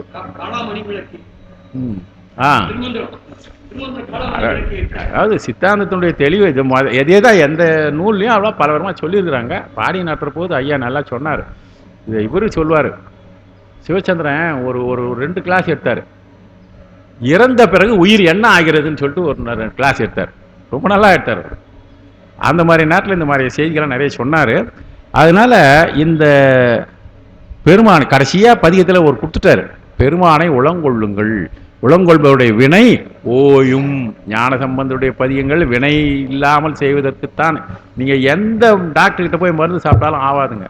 அதுக்குதான் ஒன்று இருக்குது, பவரோக வைத்தியநாதன். பவரோகம் என்பது நம்ம சயின்ஸில் கண்டுபிடிக்காத ஒரு நோய். வினை என்பது நோயை நம்ம கண்டுபிடிக்கவே இல்லை. வினையினுடைய மூலமாக உடலுக்கு வருகிற ஊர்களையெல்லாம் நோய் பல பேர் வச்சு கண்டுபிடிச்சிருக்கிறாங்க. ஆனால் இந்த வினையை போக்குவதற்கான வழி நம்ம திருமுறைகளிலே இருக்கிறது, வழிபாட்டிலே இருக்கிறது என்பதுதான் நமக்கு அசைக்க முடியாத ஒரு நம்பிக்கை. அது அடுத்தது, தளிர் காழியுள் ஞான சம்பந்தன் குளிரார் சடையான் அடி கூற மிழிரார் பொழில் வீழி மிழலை கிளர் பாடல் வல்லார்க்கு இலை கேடே. வினை ஓயும் சார். வினை ஓய்ஞ்சிச்சுனாக்கா அத்தாட போய்ச்சான்னு கேட்டாக்கா என்ன இருக்குது 11வது பாட்டில் சொல்றாரு, வினை ஓய்ந்துட்டா அதால போச்சு, நீ விட்டுட்டு போயிடாதப்பா, நீ கொஞ்சம் ஏமாந்தினாக்கா மறுபடியும் 8ஆம் சூத்திரத்திலேயே சுவாமி அருள் பண்ணிட்டாரு, குருவா வந்துட்டாரு, நீ என் மகன் வா அப்படின்னு சொல்லிட்டு அழைச்சி மூட்டாருனாக்கா அத்தோட கிடையாது. திருப்பி உனக்கு வினை வேறு வருவதுனால பின்னால் 9, 10, 11, 12 சூத்திரங்களில் பின்னால் வினையிலிருந்து ஓய்வதற்காக அடியாரோடு இருங்கள், அடியாரோடு திருவிழுங்கள், ஆலயம் தொழுங்கள். இந்த ஊழ் வினையினால் உடலிருந்து போக்கின்றவளை அது மீண்டும் தவறு வந்துவிடும். குரு கிடைச்சிட்டா கூட போதாது. குரு உபதேசம் பெற்று பூஜை செய்து கொண்டு வருகிறோம் நாம். ஆனால் நாமெல்லாம் எந்த அளவு செய்கிறோம்? நீங்கள் எல்லா அடியார்களும் பட்டினத்தாருக்கு எந்த குரு பூஜை சொன்னார்? மகன் மூலமாக ஒரே வார்த்தையில் அடக்கிட்டார் இல்லையா? அதெல்லாம் குரு. அதை தான் குரு. நமக்கு எல்லாருக்கும் குரு எப்படி இருக்கணும்னாக்கா ஏதோ ஒரு ஃப்ளாஷ் மாதிரி வரும் அந்த குருவுடைய தன்மை. எல்லாருக்கும் குரு உபதேசம் பண்ணுவார்னாக்கா இந்த கலியுகத்தில் எல்லாரும் குரு உபதேசம் பண்ணுறதுக்கு சாமியால் முடியவே முடியாது இன்றைக்கி இருக்கிற சூழ்நிலை. ஏன் நான் இதெல்லாம் சொல் பேச்சே கேட்க மாட்டேன். 6 மாதம் அனுஷ்டானம் செய்து அது போதும்னு விட்டுவிட்டு 8 மாதம் அனுஷ்டானம் செய்து அப்புறம் விட்டு இல்லாதையே பெருமான ஆலயத்தை வடிஞ்சு கொண்டு வந்ததுலே இருக்கலாமே. அதனால் இவர் என்ன பண்ணுறாருனா கடைசியில் இதுக்கு ரொம்ப இதெல்லாம் வந்துடுச்சு, நீ இது மட்டும் போராது, வினை ஓய்வு, வினை ஓய்ந்து விட்ட பிறகும் நீ என்ன பண்ணணும்னாக்கா நளிர் காழியுள் ஞான சம்பந்தன் குளிரார் சடையான் அடி கூற மிளிரார் பொழில் வீழும் மிழலை கிளர் பாடல் வல்லார்க்கு இலை கேடே என்றால் குளிர்ந்த காழிப்பதியாக இருப்பது, குளிர்ந்த காழிப்பதியிலே இருக்கின்றவராக இருக்கின்ற நளிர் என்பது குளிர்னு பேர். நளிர் ஜுரம்னு சொல்றாங்க பார்த்தீங்களா? குளிர்னால் வருது, அதான் குளிர் ஜுரம் தான் நல்ல. அதனால் இங்கே சுரத்தை சொல்லலை. நளிர் காழி என்றால் குளிர்ந்த சீர்கள். குளிர்ந்த காழியிலே தோன்றிய ஞானசம்பந்தன் தன்மையான சடையும் முடியை உடையவராகின்ற பெருமான் குளிரார் சடையார். இங்கே நளிர் என்பதும் குளிர் தான். ஆனால் குளிர் என்பது பெருமானுக்கு சொல்லப்படுகின்ற சடை. குளிர்ந்த சடையை உடையவனாக இருக்கின்ற சிவபிரானுடைய திருவடிகளுடைய பெருமைகளை கூறத் தொடங்கி, குளிரார் சடையான் அடி கூற கூற கமாங்க அடி சொல்லுவதற்காக தொடங்கி பெருமானுடைய திருவடிப்பேட்டை சொல்ல வந்தார். அவருடைய தன்மைகளை சொல்ல வந்தார். அவர் அடியாருக்கு எவ்வாறு அருள்கிறார் என்பதை சொல்ல வந்தவர் என்ன பண்ணுறாருன்னா, இங்கே மிளிர் ஆர் பொழில் என்றால், மிளிர் ஆர் பொழில் என்றால் விளக்கமான பொழில்கள். விளக்கமான பொழில்கள், ஆர்ப்பரித்து இருக்கின்ற பொருள், நெருங்கிய பொழில்கள், விளக்கமான நெருங்கிய பொழில்கள் உடையதாக இருக்கின்ற வீழிமிழலிலே கிளர் பாடல் என்றால், கிளர் பாடல் என்பது பெருமானுடைய கிளர் பாடல் என்றால் கிளர்ச்சியா சொன்னான்னாங்க, புகழ்ந்து சொன்னான். பெருமானுடைய புகழை கிளர்ந்து சொல்லுதல் என்றால் புகழ்ந்து சொல்லுதல். கிழல் கிளர் பாடல் வல்லார், பாடல் வல்லார்க்கு என்றால் பாடலை ஓத வல்லவர்களுக்கும் கேடு இல்லை. இந்த கேடு இல்லை என்பதுதான் அவர்களுக்கு மீண்டும் பிறவி இல்லை. அதுதான் கேடு என்பது, உயிருக்கு இருக்கிற கேடு பிறவாமை. ஏண்டா பிறந்தோம்னாக்கா நல்ல அருமையான பதில், மீண்டும் பிறக்காமல் இருப்பதற்கு பிறந்தேன். அதான் நியாயம். யோசனை பண்ணுங்க.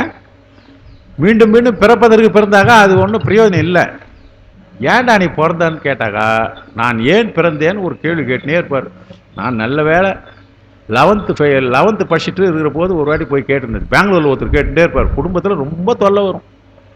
அவர் கேட்பார், நாங்கள் போவோம், அடிக்கடி போவோம், வந்த உடனே கேட்பார், ஏன் சாமி இந்த மாதிரி என்னை ஏன் கடவுள் பிறக்க வச்சான்றது. அப்போல்லாம் நான் சித்தாந்தம் படிக்கல, திருமுறம் படிக்கல. எங்கள் அப்பா என்னென்னமோ கருத்தெல்லாம் சொல்லுவது, இதெல்லாம் இருக்குதுப்பா, இதுக்கு தான் பிறந்து வச்சுட்டோம், அதெல்லாம் பெருமான் எழுதி போட்ட கணக்கு, யாராலையும் படிக்க முடியாத கணக்குன்னு எல்லாம் சொல்லிட்டுப்பார். இப்போ வந்தாங்க ஒரே பதில், ஏண்டா பிறந்தன்னா, இந்த 36 தத்துவங்களை கடவுள் கொடுத்து நம்ம மனுஷனாக படைச்சிருக்காரு, மீண்டும் இந்த தத்துவங்களில் நுழையாமல் மீண்டும் பிறவாமல் இருப்பதற்காக பிறந்தேன். இது அருமையான பதில். வாரியார் பிரசங்கத்தில் சொல்லுவார், ஏன் பிறந்தாய் என்றால் மீண்டும் பிறவாமல் இருப்பதற்கு பிறந்தேன்.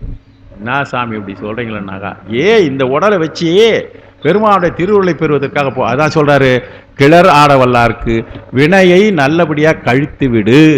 வினை கழிப்பதற்கு நிறைய வேலை இருக்குதுங்க. ஆனால் திருமுறைகள், நான் சொன்னேன் திருமுறைகளோதாய், அது ஒன்றும் கூட ஒரு விளக்கம் இருக்குது.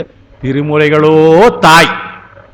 ஏற்கனவே ஒரு 5 சொன்னாலும் ஆசையராய், பாசம் விடாய், சிவ பூஜை பண்ணாய், 5 எழுத்தி நினைனா இதெல்லாம் செய்ய முடியாதுன்னு சொல்றீங்கள, திருமுறைகள் ஓது, இத்தனையும் வந்துடும். இது பேஸ்து. இப்போ நீங்கள் யோசனை பண்ணி பாருங்க, திருமுறை வருகிற போது நமக்கு சாந்தம் கிடைக்குதா இல்லையா? சாந்தம் கிடைக்குது, பொறுமை கிடைக்குது, எல்லாம் கிடைக்குது. ஆகையினால இந்த பாடிகள் பதியங்களை படிப்பவர்களுக்கு கேடு இல்லை என்கின்ற ரொம்ப அருமையான செய்தியை சொல்லியிருக்கிறாரு. அடுத்தபடியாக நாம் பதிக்கப்போது திருவையாறு. திருவையாறுனா இந்த ஆடி மாதத்துக்கு உண்டான ஒரு இடம். எல்லாரும் திருவையாறுக்கு போயிருப்பீங்க. போவாதுங்க யாரும், இங்கே யாரும் இருக்க மாட்டாங்கன்னு நினைக்கிறேன். யாராவது திருவையாறு போவாதுங்க இருக்கீங்களா? ஒரு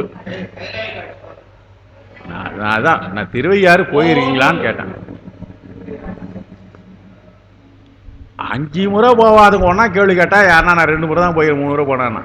ஆனால் திருவையாறு போவாதவங்க யாரும், சார் திருமுறை படிக்க வந்துக்கிறீங்க சார், ஆடி மாதம் வெள்ளிக்கிழமைக்கு இத்தனை பேர் இங்கே வந்துருக்கிறீங்கனாக்கா திருவருள் எவ்வளோ கூட்டி வைக்குது. நம்மளாம் திருவையாறு பார்க்காத இருக்க முடியுமா? அதனால் திருவையாறு நிறைய படிச்சிருப்போம், போயிருப்போம்.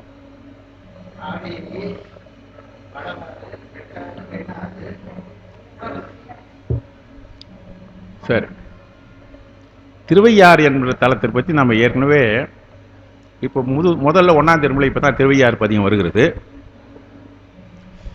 ஞானசம்பந்த பெருமான் திருப்பழனத்திலே சென்று வழிபாடு செய்கிறார். திருப்பழனத்தை வழிபட்டு விட்டு அங்கிருந்து ஐயாருக்கு புறப்பட்டு போகிறார். அதான் நம்முடைய பெரிய புராணத்தில் வரலாறு. பழனம் என்கின்ற தலத்தை வழிபட்டு அதற்கு பிறகு திருவையாருக்கு செல்லுகிறார். இந்த திருவையாருக்கு அவர் தங்கின பிறகு என்ன பண்ணுறாருனாக்கா, சில இடங்களிலே தங்கி அங்கிருந்து பக்கத்தில் இருக்கிற தலங்களை சொல்லுவாங்க, மறுபடியும் அங்கே வருவாங்க, மறுபடியும் செல்வாங்க, மறுபடியும் வருவாங்க. அந்த இடத்த ஒரு ஹெட் குவார்ட்டர்ஸாக வச்சுப்பாங்க. இன்னைக்கு நம்முடைய உள்துறை அமைச்சரா அமித்ஷாவா இன்னைக்கு வராரு, ஒரு இடத்துல இருப்பார், அப்புறம் அங்கே இடத்துக்கு போவார், அப்புறம் அங்கே வருவார், இங்கே வருவார், கட்சியில் பார்த்தா மொத்தத்துலேயே வந்து ஒரு 18 மணி நேரத்தில் டெல்லி பறந்து போடுவார். இது பெரிய ப்ரோக்ராம்லாம் போட்டு செஞ்சுட்ருக்கோம். எதுக்கு சொல்ல வரேன்னாக்கா, ஒரு இடத்த ஹெட் குவார்ட்டர்ஸாக வச்சுன்னு செய்கிறாங்க. அதே போல் இவர் என்ன பண்ணுறாருனாக்கா, இந்த பழத்திலே தங்கி அருகிலே இருக்கின்ற ஊரெல்லாம் போயிருக்கார். பெரும்புலியூர் முதலிய தலங்களை சென்று வழிபட்டு மீண்டும் ஐயாற்றில் தங்கி பக்கத்தில் தலங்கள்லாம் போய் வழிபட்டு, ஏன்னா அந்த இடத்துல வந்து அடியார் பெருமக்கள் வந்து இல்லாத இருந்திருக்கலாம், ஆலயங்களிலே வந்து தங்குவதற்கு வசதி இல்லாமலாம், இவருக்கு தங்குவதற்கு வசதி வேணும்.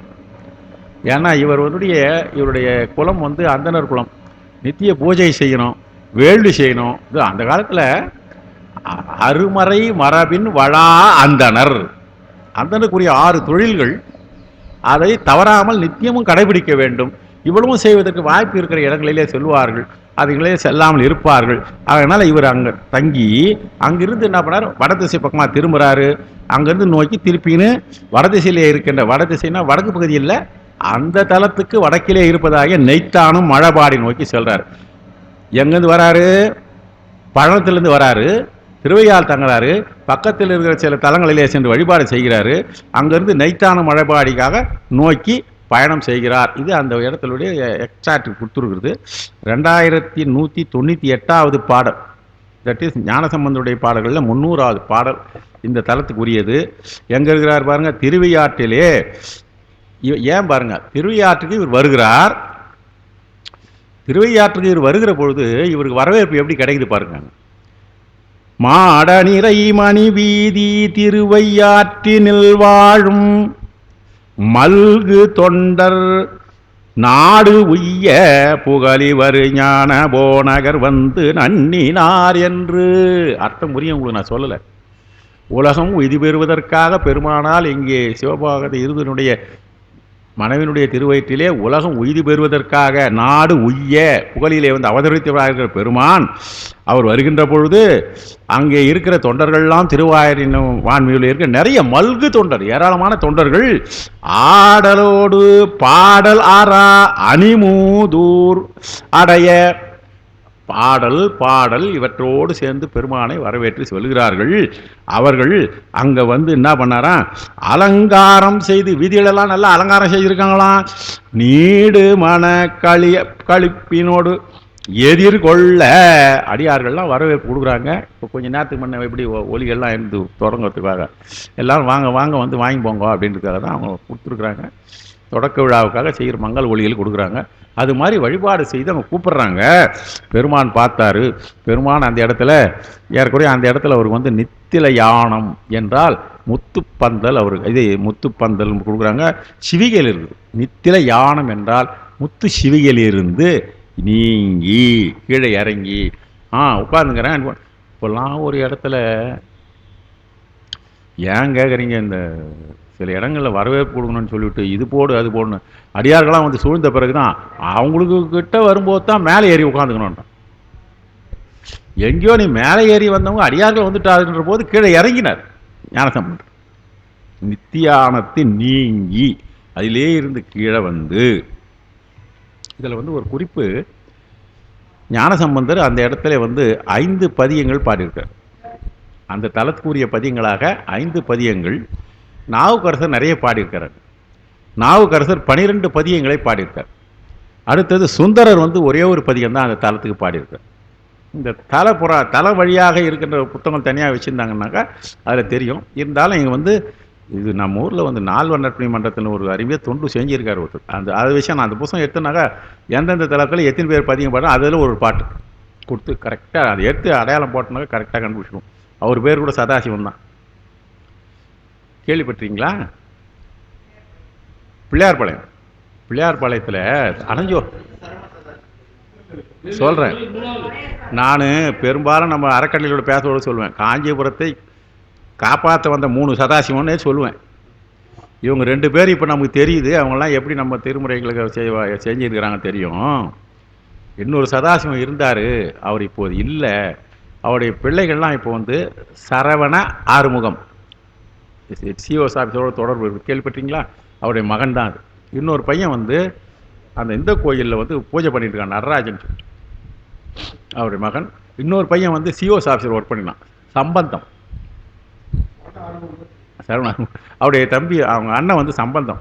இவங்கெல்லாம் வந்து அந்த அளவுக்கு அவர் அப்போ ஒரு நூல் வெளியிட்டிருக்காருங்க. எவ்வளோ எக்ஸ்ட்ராக்ட் பண்ணியிருக்காரு. நீங்கள் அதை படித்து இன்னும் மறுபடியும் தேடி தேடி பாருங்க. கிடைக்கல. எனக்கு யார் கொடுத்தாங்கன்னா சுந்தரையர்னு கேள்விப்பட்டிருப்பீங்க. அவர் பழைய இவர் அவர் நகராட்சியினுடைய மேனேஜராக இருந்தவர். பிரிட்டிஷ் பீரியடில் ஒர்க் பண்ணவங்க அவங்களாம். அவர் அப்பாவுக்கு நண்பர்.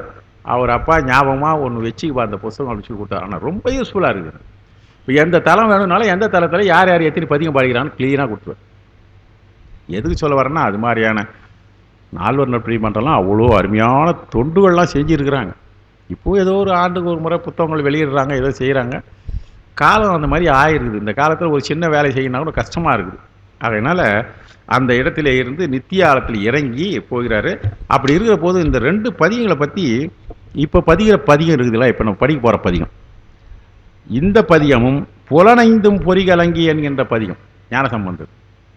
அந்த 2 பதிகமும் நகரத்தின் உள்ளே இருந்து வெளியிலே இருந்து பாடியதாக கருதப்படுகிறது. இது ஒரு குறிப்பு.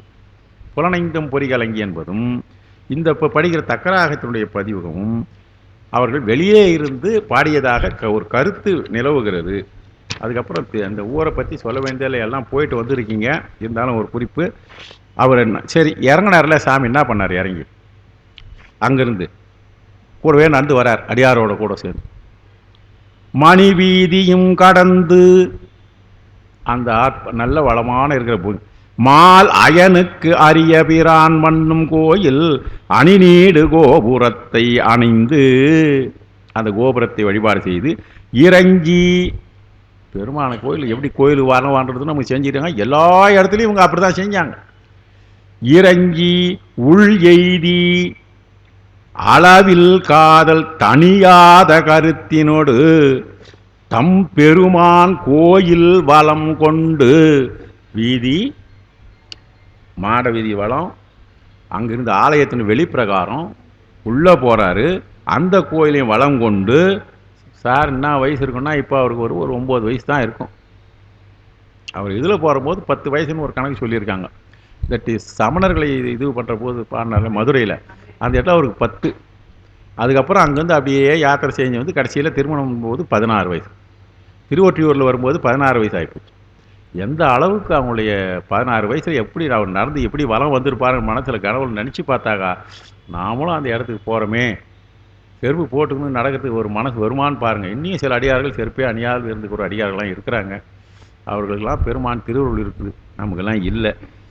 அதனால் பனி சூடும் அவர் முன்பு பணிந்து வீழ்ந்து எழுந்து எவ்வளோ பெரிய வழிபாடை சொல்கிறார் பாருங்க. பணிந்து வீழ்ந்து எழுந்து அன்பால் பேச்சே கிடையாது சார். ஞானசம்பந்தர் போய் எந்தனை போட்டோம்னா நான் என்ன பார்ப்பேன், எங்கேயாவது ஒரு இடத்துல உட்காந்து பேசியிருந்தாங்களா அவங்கன்னாக்கா மடத்தில் தங்கியிருக்கிறாங்க, 2 பேர் இருக்கிறாங்க. இவர் போனாலும் 2 பேர் போனால் கூட நாவுக்கரசு தனி மடத்தில் தங்குறாரு, இவர் தனி மடத்தில் தங்க.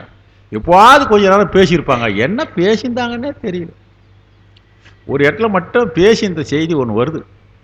என்ன பேசியிருந்தாருன்னா, இவருக்கு சாப்பாடு பொதி சோறு ஏற்றாங்க குத்துறாரு இல்லையா, போயிருந்த பிறகு 2 பேரும் சாப்பிட்டுட்டு அந்த கலைப்பு நீங்கள் பேசியிருந்தாங்களாம்.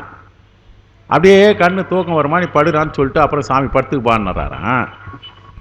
அங்கே என்ன பேசியிருந்தாங்கன்னு பாருங்க. சேகர் அப்படி சொல்கிறாரு, 2 பேரும் கொஞ்ச நேரம் உரையாடி கொண்டு இருந்தாங்களாம். என்ன பேசியிருந்தாங்கன்றது பரவாயில்லப்பா, அவங்க என்ன பேசியிருந்தாங்கன்னு பார்த்தா சிவாய நம என பேசி. இப்போ வீண் பேச்சுக்கு இடம் இருக்குதா சார்? இது சேர்க்கிறார்ல என்ன, நான் இது அப்புறம் தேடி பார்க்குறேன் எங்கேயுமே இல்லை. இவங்க உரையாடி கொண்டு தான் யார் சாமியே ஒருத்தர் வந்துருக்கிறாரு. சாமி வந்து சாப்பாடு கொடுத்துருக்காரு, பொதிசோறு இருக்கிறது, ஒரு பந்தலம் கையில் எடுத்து வந்தாராம். சிவாய நம்ம என பேசி களைப்பாறை எல்லாம் அப்படியே கொஞ்சம் பார்த்தாங்க. மனசுலையோ சிவா பேசுகிற போது சொல் செயல் வடிவம் மோத்து நாக்கு மூக்கு எல்லாம் சிவாயனம் சிவாயனோட பேசி இந்த அப்படியே தூங்கினாராம். கட்சியில் பார்த்தாங்க ஆளும் காணும் பந்தலும் காணும், அங்கே வச்சிருந்த குளமும் காணும், மொத்தம் தூக்கின்னு போயிட்டாராம் சாமி. இந்த மாதிரிலாம் யாருன்னா டேக் ஓவர் பண்ண முடியுமா சார்? ரொம்ப நாள் ஆனால் பட்டா போட்டு கொடுத்துருவாங்க, பட்டா வாங்கின்னு குளத்தை இல்லாத ஆகிடுவாங்க சார். இப்போ இது குட்டையே காணும் சார், தூக்கி போட்டார் சாமி. இதெல்லாம் செயற்கரிய செய்வாதான் அற்புதம். இதெல்லாம் அற்புதத்தில் ஒன்று. எதுக்கு சொல்ல வரேன்னாக்கா அவங்க பேச்செல்லாம் எப்படி இருக்குது பாருங்க. அந்த வகையில் அவங்க பேசியிருந்தாங்கன்னு வருது. அன்பால் பரவுங்க இங்கே பெருமான் அது மாதிரி பண்ணியிருக்கிறாங்க. அந்த பதியத்தை நம்ம வேகமாக பார்த்துருவோம். அந்த தலத்தை பற்றி நான் சொல்லலை, தலத்தின் பெருமை நன்றாக தெரியும் உங்களுக்கு. அதனால் இப்பொழுது முதல் பாடல் படிமா.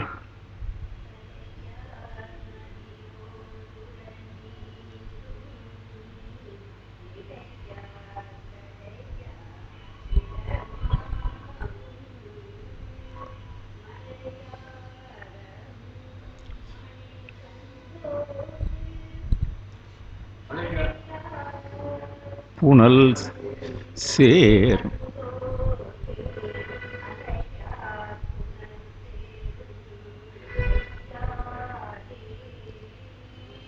Very good. நமக்கு ஏன்னா இன்றைக்கி கொஞ்சம் எனக்கு டயர்ட்னஸ் என்னென்னா ஏறக்குறைய ஞாயிற்றுக்கிழமைலேருந்து தொடர்ந்து ப்ரோக்ராம் இருந்துங்க. ஞாயிற்றுக்கிழமை ஒரு அமைப்பு போனேன், கண் ஆப்ரேஷன் பண்ணிட்டு வந்து போகக்கூடாதுன்னு முடிவு பண்ணியிருந்தாலும் வேறு வழியில் இந்த டூப்ளிகேட் கண்ணாடியாவது வச்சுன்னு ஏதோ போயிருக்கு. ஏன்னா தவிர்க்க முடியாத ஒரு சூழல் வந்து போச்சு.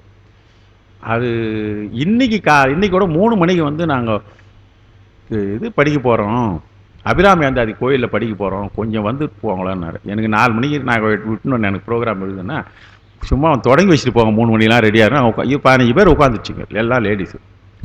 நீங்கள் வந்துட்டோம் சார் வாங்க தொடங்கி வச்சு போனால் அப்புறம் இந்த 60 பாடு கூட சேர்ந்து படிச்சுட்டு வந்தேன் அபிராமி அந்ததில். மீதி அவங்களாம் படிச்சுன்னு அவங்க எல்லாம் அப்புறம் சாமி தரிசனம் பண்ணிட்டு அபிஷேகம் நடந்து பாட்டு எதுக்கு பண்ணாக்கா அந்த தொடர்ந்து பணி செய்து கொண்டே வருகிறது. ஒரு தைரியம் எனக்கு எப்போன்னா ரொம்ப கஷ்டமாக இருக்குது சார், வரும்போது அப்படி இருக்கும் அப்படின்னா வந்துட்டாக்கா இங்கே உட்காந்துட்டாக்கா ஒன்றும் தெரியாது. அதுக்கப்புறம் போன பிறகு எதனா தெரிஞ்சுட்டு போகுது, நம்ம செய்வனை திருந்த செய்கின்ற மாதிரி.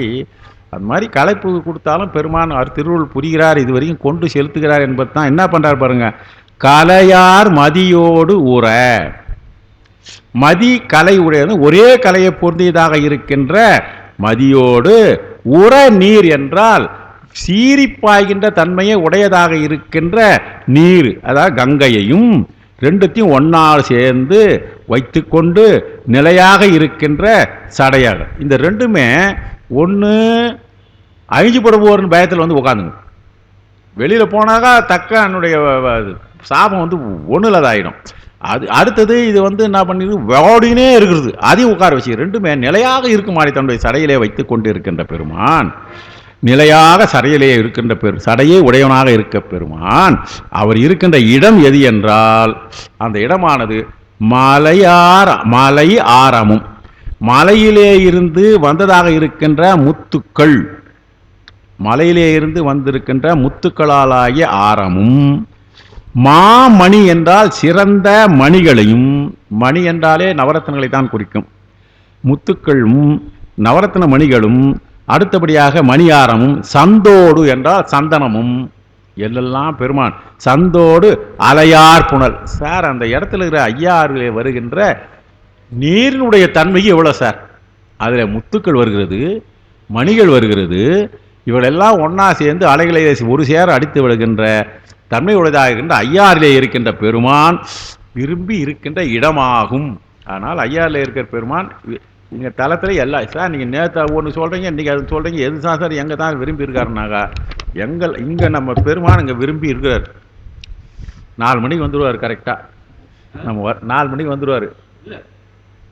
நாமெல்லாம் இருக்கிற போது வந்து கொஞ்ச நேரம் வருவார், 5 மணி வரும். சரி அப்படியா, நான் 4 மணிக்கெல்லாம் முன்னாடியே வந்து காத்துன்னு இருப்பார், வரவேற்பு கொடுக்குறதான்னு பார்த்தேன். ஆகையினால இந்த பதியத்தில் இருக்கிற 10 பாடல்களுமே திருவையாறு பெருமான் அன்போடு வீற்றிருக்கின்ற இடம். அடுத்தது பாடல் தோறும் எல்லா பாடலையும் எக்ஸ்ட்ராக்ட் பாருங்க, சொல்லிட்டார், தெளிவாக சொல்லிட்டார். ஒவ்வொரு பாடல்லையும் மதி, கொன்றை, கங்கை, வன்னி, கொக்குரவு, தலைமாலை முதலிய அணிவகைகளும் அவருடைய வீரமும் அறிவிக்க பெறுகின்றது. என்ன இருக்குதுன்றத மொத்தமாக சேர்ந்து முன்னுரையிலே குற்றாங்க. உரநீர் என்பது வந்ததுனால வலிமையான நீர், அந்த நீருடைய தன்மை தெரியும், கங்கையினுடைய நீர். மலையாரம் என்றால் மலையில் பிறந்த முத்துக்கள். எப்பவுமே ஆரத்தை சொல்லுகிற போது முத்தாரம் என்று சொல்வார்கள். ஆரத்துக்கு தான் ஒரு முத்தாரம் எப்பவுமே வருது, ஆரத்துக்கு முத்து தான் சிறந்தது என்கிற காரணத்தினால் வருது. 2வது பாடல் மதி ஒன்றிய கொன்றை வடத்தான் மதி ஒன்ற உதைத்தவர் வாழ்வு மதியினோடு சேர்கொடி மாடம் மதியம் பயில்கின்ற ஐயாரே. மதி ஒன்றிய கொன்றை வடத்தான் என்றால் தலையிலே இருக்கின்ற பிறைமதி, முதல் மதி. பிறைமதியை தன்னுடைய சடையிலே பொருத்தி வைத்திருக்கின்ற பெருமான் அவர் கொன்றை மாலையையும் அந்த தலையிலே அணிந்து கொண்டிருக்கிறார். அடுத்தது மதி ஒன்ற உதைத்தவர் வாழ்வு என்றால் தக்கையாகத்திலே வீரபத்திரை ஏவி சந்திரனை காலால் பொருந்த உதைத்தவனாகிய பெருமான். உதைத்தவர் மதி ஒன்ற உரைத்தவர் என்றால் தக்கையாகத்திலே சென்றவராகிய தேவர்களுடைய அறிவு கெட்டவர்களாக இருக்கின்றவர்களுடையும் மொத்தமாக சேர்த்து உதைத்தவராக இருக்கின்ற சிவபெருமான். அப்படி பெற்று பெருமான் வாழுகின்ற இடம். இந்த பெருமானுடைய ஒவ்வொரு புகழையும் அங்கே சொல்லிட்டே வருவார். மதியினொடு சேர் கொடிமாடம் என்றால் இங்கேயே மதி என்பது சந்திரனை குறிக்கிறது. முதல்ல இருக்கிற மதி பிறையை குறிக்கிறது. இங்கே மூணாவது மதி வந்து சந்திரனோடு. சந்திரனோடு என்றால் சந்திரனோடு போய் சேரத்தில்லை, வானளாவிய மரங்கள் நட்டு, வானளாவிய கொடி, நீ உயரமான கொடிகள். ஏன்னா மாளிகைகள் உயரமாக இருக்குது, அதுக்கு மேலே உயர்வான மாளிகை இருக்கிறது என்று சொல்வதற்காகவே தான் அடுக்குகளை உடையதாக இருக்கின்ற மாளிகைகள், அதிலே கொடி இருக்கிறது, வானளாக இருக்கிற கொடி என்றதுனால தான் மதி இன்னொடு சேர் கொடி மாடம். மதியம் பயில்கின்ற ஐயாரே என்றால் மதி தங்குமாறு உயர்ந்த மாடு உடையதுமான திருவையாறு. அங்கே மதி சில நேரத்தில் என்ன பண்ணுவான்னா கொடிகளை கொண்டதும் மதி தங்குமாறு உயர்ந்த மாட வீடுகள். அந்த அப்படின்னா என்னன்னாக்கா மாட மதி தங்குவதில் என்றால் மாட வீடுகளிலே இருக்கிற உபரிகள் என்று சொல்வார்கள். அப்பெல்லாம் அந்த உபரிகளிலே மதி தங்குவது என்றால் நில ஒளி பரவும். மதி தங்குவது என்றால் நில ஒளி பிரகாசமாக இருக்கக்கூடிய உயர்ந்த இடங்களை உடையதாக இருக்கின்ற ஐயாறு. இந்த மதி என்பது 4 முறையாக கொடுத்து ஒன்று சொன்னார். இதில் 2க்கும் வந்து மதி என்பது, 3க்கும் மதி என்பது சந்திரனை தான் உதைத்தது. இந்த 2வது தான் மதி வந்து அறிவு. அடுத்தது 4 அடிகளிலும் மதி என்ற சொல் சந்திரனையே குறிப்பதாகும். வடம் மாலை மதி ஒன்ற உதைத்தது என்றால் தக்கையாகத்திலே திருவடியால் தேய்த்தது. சந்திரனை தேர்த்தருளி, தக்கையாகத்திலே சந்திரனை தேர்த்தருளின்னு உங்களுக்கு திருவாசகத்தில் வரும். அதனால அந்த 4க்குமே மதி என்பது சந்திரன் தான்.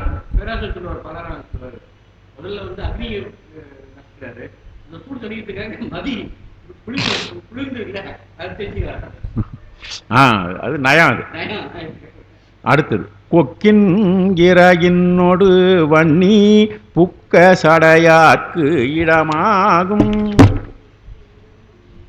நிக்கின் இசை தேவர் வணங்கும் அக்கின் அறையாரது ஐயாரே. அக்கின் அறையாரது ஐயாரே. அந்த பெருமான் வீட்டு இருக்கின்ற இடமானது ஐயாரே என்று சொல்கிறது. கொக்கிறகு என்னும் மலரோடு. கொக்கிறகு என்றால் கொக்கினுடைய இறகு அல்ல, வேடுவனாக போகிற போதும் கொக்கிறகு சொல்லுவாங்க. கொக்கிறகு என்பது ஒரு மலரினுடைய பெயர். கொக்கு இறகு என்றால் கொக்கிரகம்பூன் என்ற பூவே இருக்கிறது, தாவரத்திலே ஒன்று இருக்கிறது.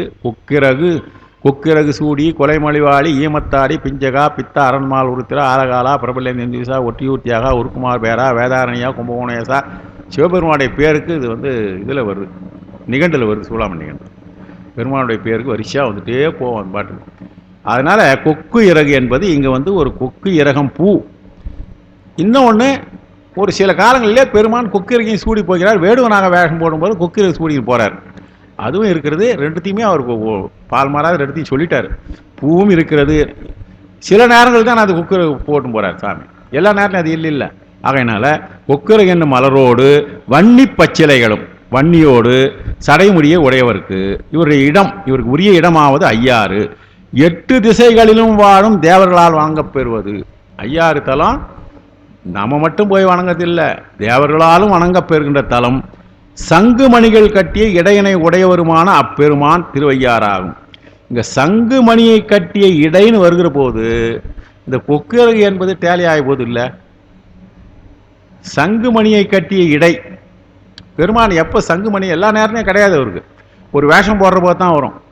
அர்ஜுனனுக்கு வந்து வேஷம் போட்டுன்னு வருகிற போது நீங்கள் 3 பாட்டு சொல்லுவார் வெளிப்புத்துறார். நான் அந்த பாட்டுக்கு போகல. இப்போ அர்ஜுனனுக்கு போகிறதுக்காக நந்தி தேவரை, டேய் நம்ம கணத்தோடு வேடுவரா போகிறோம், நீயும் வேடுவர் வேஷம் போட்டுக்கோ, கணத்தையும் வேஷம் போட்டு சொல்லிட்டு என் புள்ளெல்லாம் 2 பிள்ளைங்குது பாரு, அது வம்பு பண்ணிடும், அதையும் போடுன்னு சொல்லிட்டு அவங்களுக்கும் வேஷம் போட்டுக்கான்னு சொல்லிட்டு அப்படியே எல்லாம் வேடுவர் வேஷம் போட இவர் உள்ளே போனாராம். 3 பாட்டை சொல்கிறாரு. அந்த நேரம் தான் சங்குமணியை கட்டி, இங்கெல்லாம் சங்குமணி, இங்கெல்லாம் சங்குமணி, இங்கெல்லாம் இப்போ சங்குமணி கட்டுற போது என்ன பண்ண தலையில் அதுக்கேற்ற மாதிரி பொருத்தமாக மேட்சிங்காக கொக்குரு. இந்த மேட்சிங் ப்ளவுஸுக்கு எங்கள் வீட்லேயே 2-3 ப்ளவுஸ் சேர்த்து பார்த்துட்டு எதுன்னு எடுப்பாங்க. ஒரே கலரில் புடவை இருக்கும், இது போட்டால் சரியாக இருக்குமா அது போட்டால் சரியாக இருக்குமான்னு எடுத்து போட்டு ப்ளஸ் பண்ணுவாங்க. மீதி ரெண்டுத்தையும் அப்படியே வச்சுட்டு வருவாங்க. அவசரம், நான் சீக்கிரம் வானா என்ன பண்ணுறது? எதுக்கு சொல்ல வரேன்னா, அந்த அந்த பொருத்தமாக உடை அணிதல் என்கின்ற ஒரு குறிப்பு. கொக்கிரகன் இப்படிப்பட்ட பெருமான் 8 திசைகளிலும் வாழ்கிற தேவரால் வணங்கப்பெறுவது அந்த பெருமான் திருவையாறிலே இருக்கின்றார் என்பது. கொக்கிரகு கொக்கிரம்பூ, வன்னி வன்னி இலை, திக்கின் என்றால் திசை தேவர், திக்கு பாலகன் சொல்லுவாங்க இல்லையா? 8 திசைகளிலும் தேவர்கள் இருக்கின்ற தேவர்கள். அக்கு அக்கு மாலை, இது சங்கு மணிக்கு அக்கு மாலைன்னு பேருங்க. நம்ம அக்கு மாலைன்னாங்க உத்ராட்சம் சொல்றோம் இல்லையா? அக்கு மாலை கூட அங்கையில் எண்ணுவார் தக்க வானவராய் தகுவிப்பது. அந்த இடத்துல அக்கு என்பது உத்ராட்சமாக தான் இருக்கும். சங்கு மாலை வச்சு அணிவாங்கன்னு சொல்ல முடியாது. இங்கு அக்கு என்றால் சங்கு மணி மாலைகளை அணிந்தவராக இருக்கிறார் என்பது. சிறை கொண்ட புறம் அவை சிந்த கரை கொண்டவர் காதல் செய் கோயில் மறை கொண்ட நல்வானவர் தம்மில் அறையும் ஒலி சேரும் ஐயாரே. நான் புரியுற மாதிரி தான் விளக்கமாக படிச்சிடறேன். ஏறக்கூடிய அந்த பண்ணோடு தான் போகிறோம். இருந்தாலும் புரியுற மாதிரி தெளிவாக சொல்லிடுறேன் நான். சிறை கொண்ட புறம் அவை சிந்த. சிறை என்றால் சிறகு. ஒரு நினைத்த இடத்திலே சென்று பறந்து பறந்து அந்த இடத்துல உட்காருமா, ஹெலிகாப்டர் மாதிரி. ஹெலிகாப்டர் சின்ன இடம் தான் கூட அங்கே போய் இறங்கிடும். அது போல சிறை கொண்ட புறம் அவை சிந்த கரை கொண்டவர் காதல் செய் கோயில். அந்த பெருமான் விரும்பி இருக்கின்ற இடம் மறை கொண்ட நல் வானவர் தம்மில். மறை கொண்ட நல் வானவர் என்பதுக்கு மறைந்து இயக்கும் தேவர்கள். இப்போ தேவர்கள் இங்கே இருக்கிறாங்கன்னா நம்ம கண்ணுக்கு தெரியுமா? தேவர்கள்லாம் மறைந்து இயங்குவார்கள், நம்முடைய கண்ணுக்கு தெரிய மாட்டார்கள். அதனால மறை கொண்ட என்றால் பூமியிலே இயங்குகின்ற போது தேவர்கள் மறைந்து தான் இயங்குவார்கள். மறைந்து இயங்குகின்ற தன்மை கொண்ட தேவர்கள் எல்லாம் வந்து இங்கே தங்களுக்கு பேசிக்கொள்ளும் ஒலி இருக்குதான். அந்த தேவர்கள் திருவையாறிலே வந்து பெருமானை வழுகின்ற போது அவங்க பேசிப்பாங்களா அந்த ஒலி. அந்த ஒலி ஞான சம்பந்தம் கேட்டு நமக்கு கேட்காது. ஆளே தெரியலன்னா ஒலி அங்கே நம்ம கேட்கும்.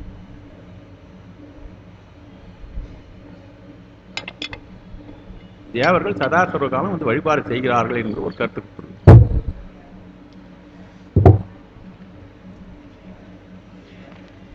திருவாரூர் சொல்ல வேண்டிய இல்லை, சாயரசி தானே வந்துருவாங்க. திருவையாறுல வழிபாடு செய்கிறார்கள் என்று சொல்லி இருக்குது.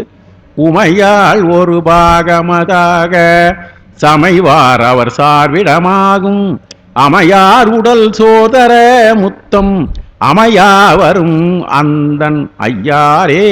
வரும் அந்தன் ஐயாரே, அழகிய குளிர்ச்சி பொருந்திய ஐயார். தன் ஐயார், அந்தன். உமையம்மை ஒரு பாகத்திலே விளங்க பொருந்திய, உமையால் ஒரு பாகத்திலே விளங்க பெற்று சிவபெருமான் சாருகின்ற இடம்.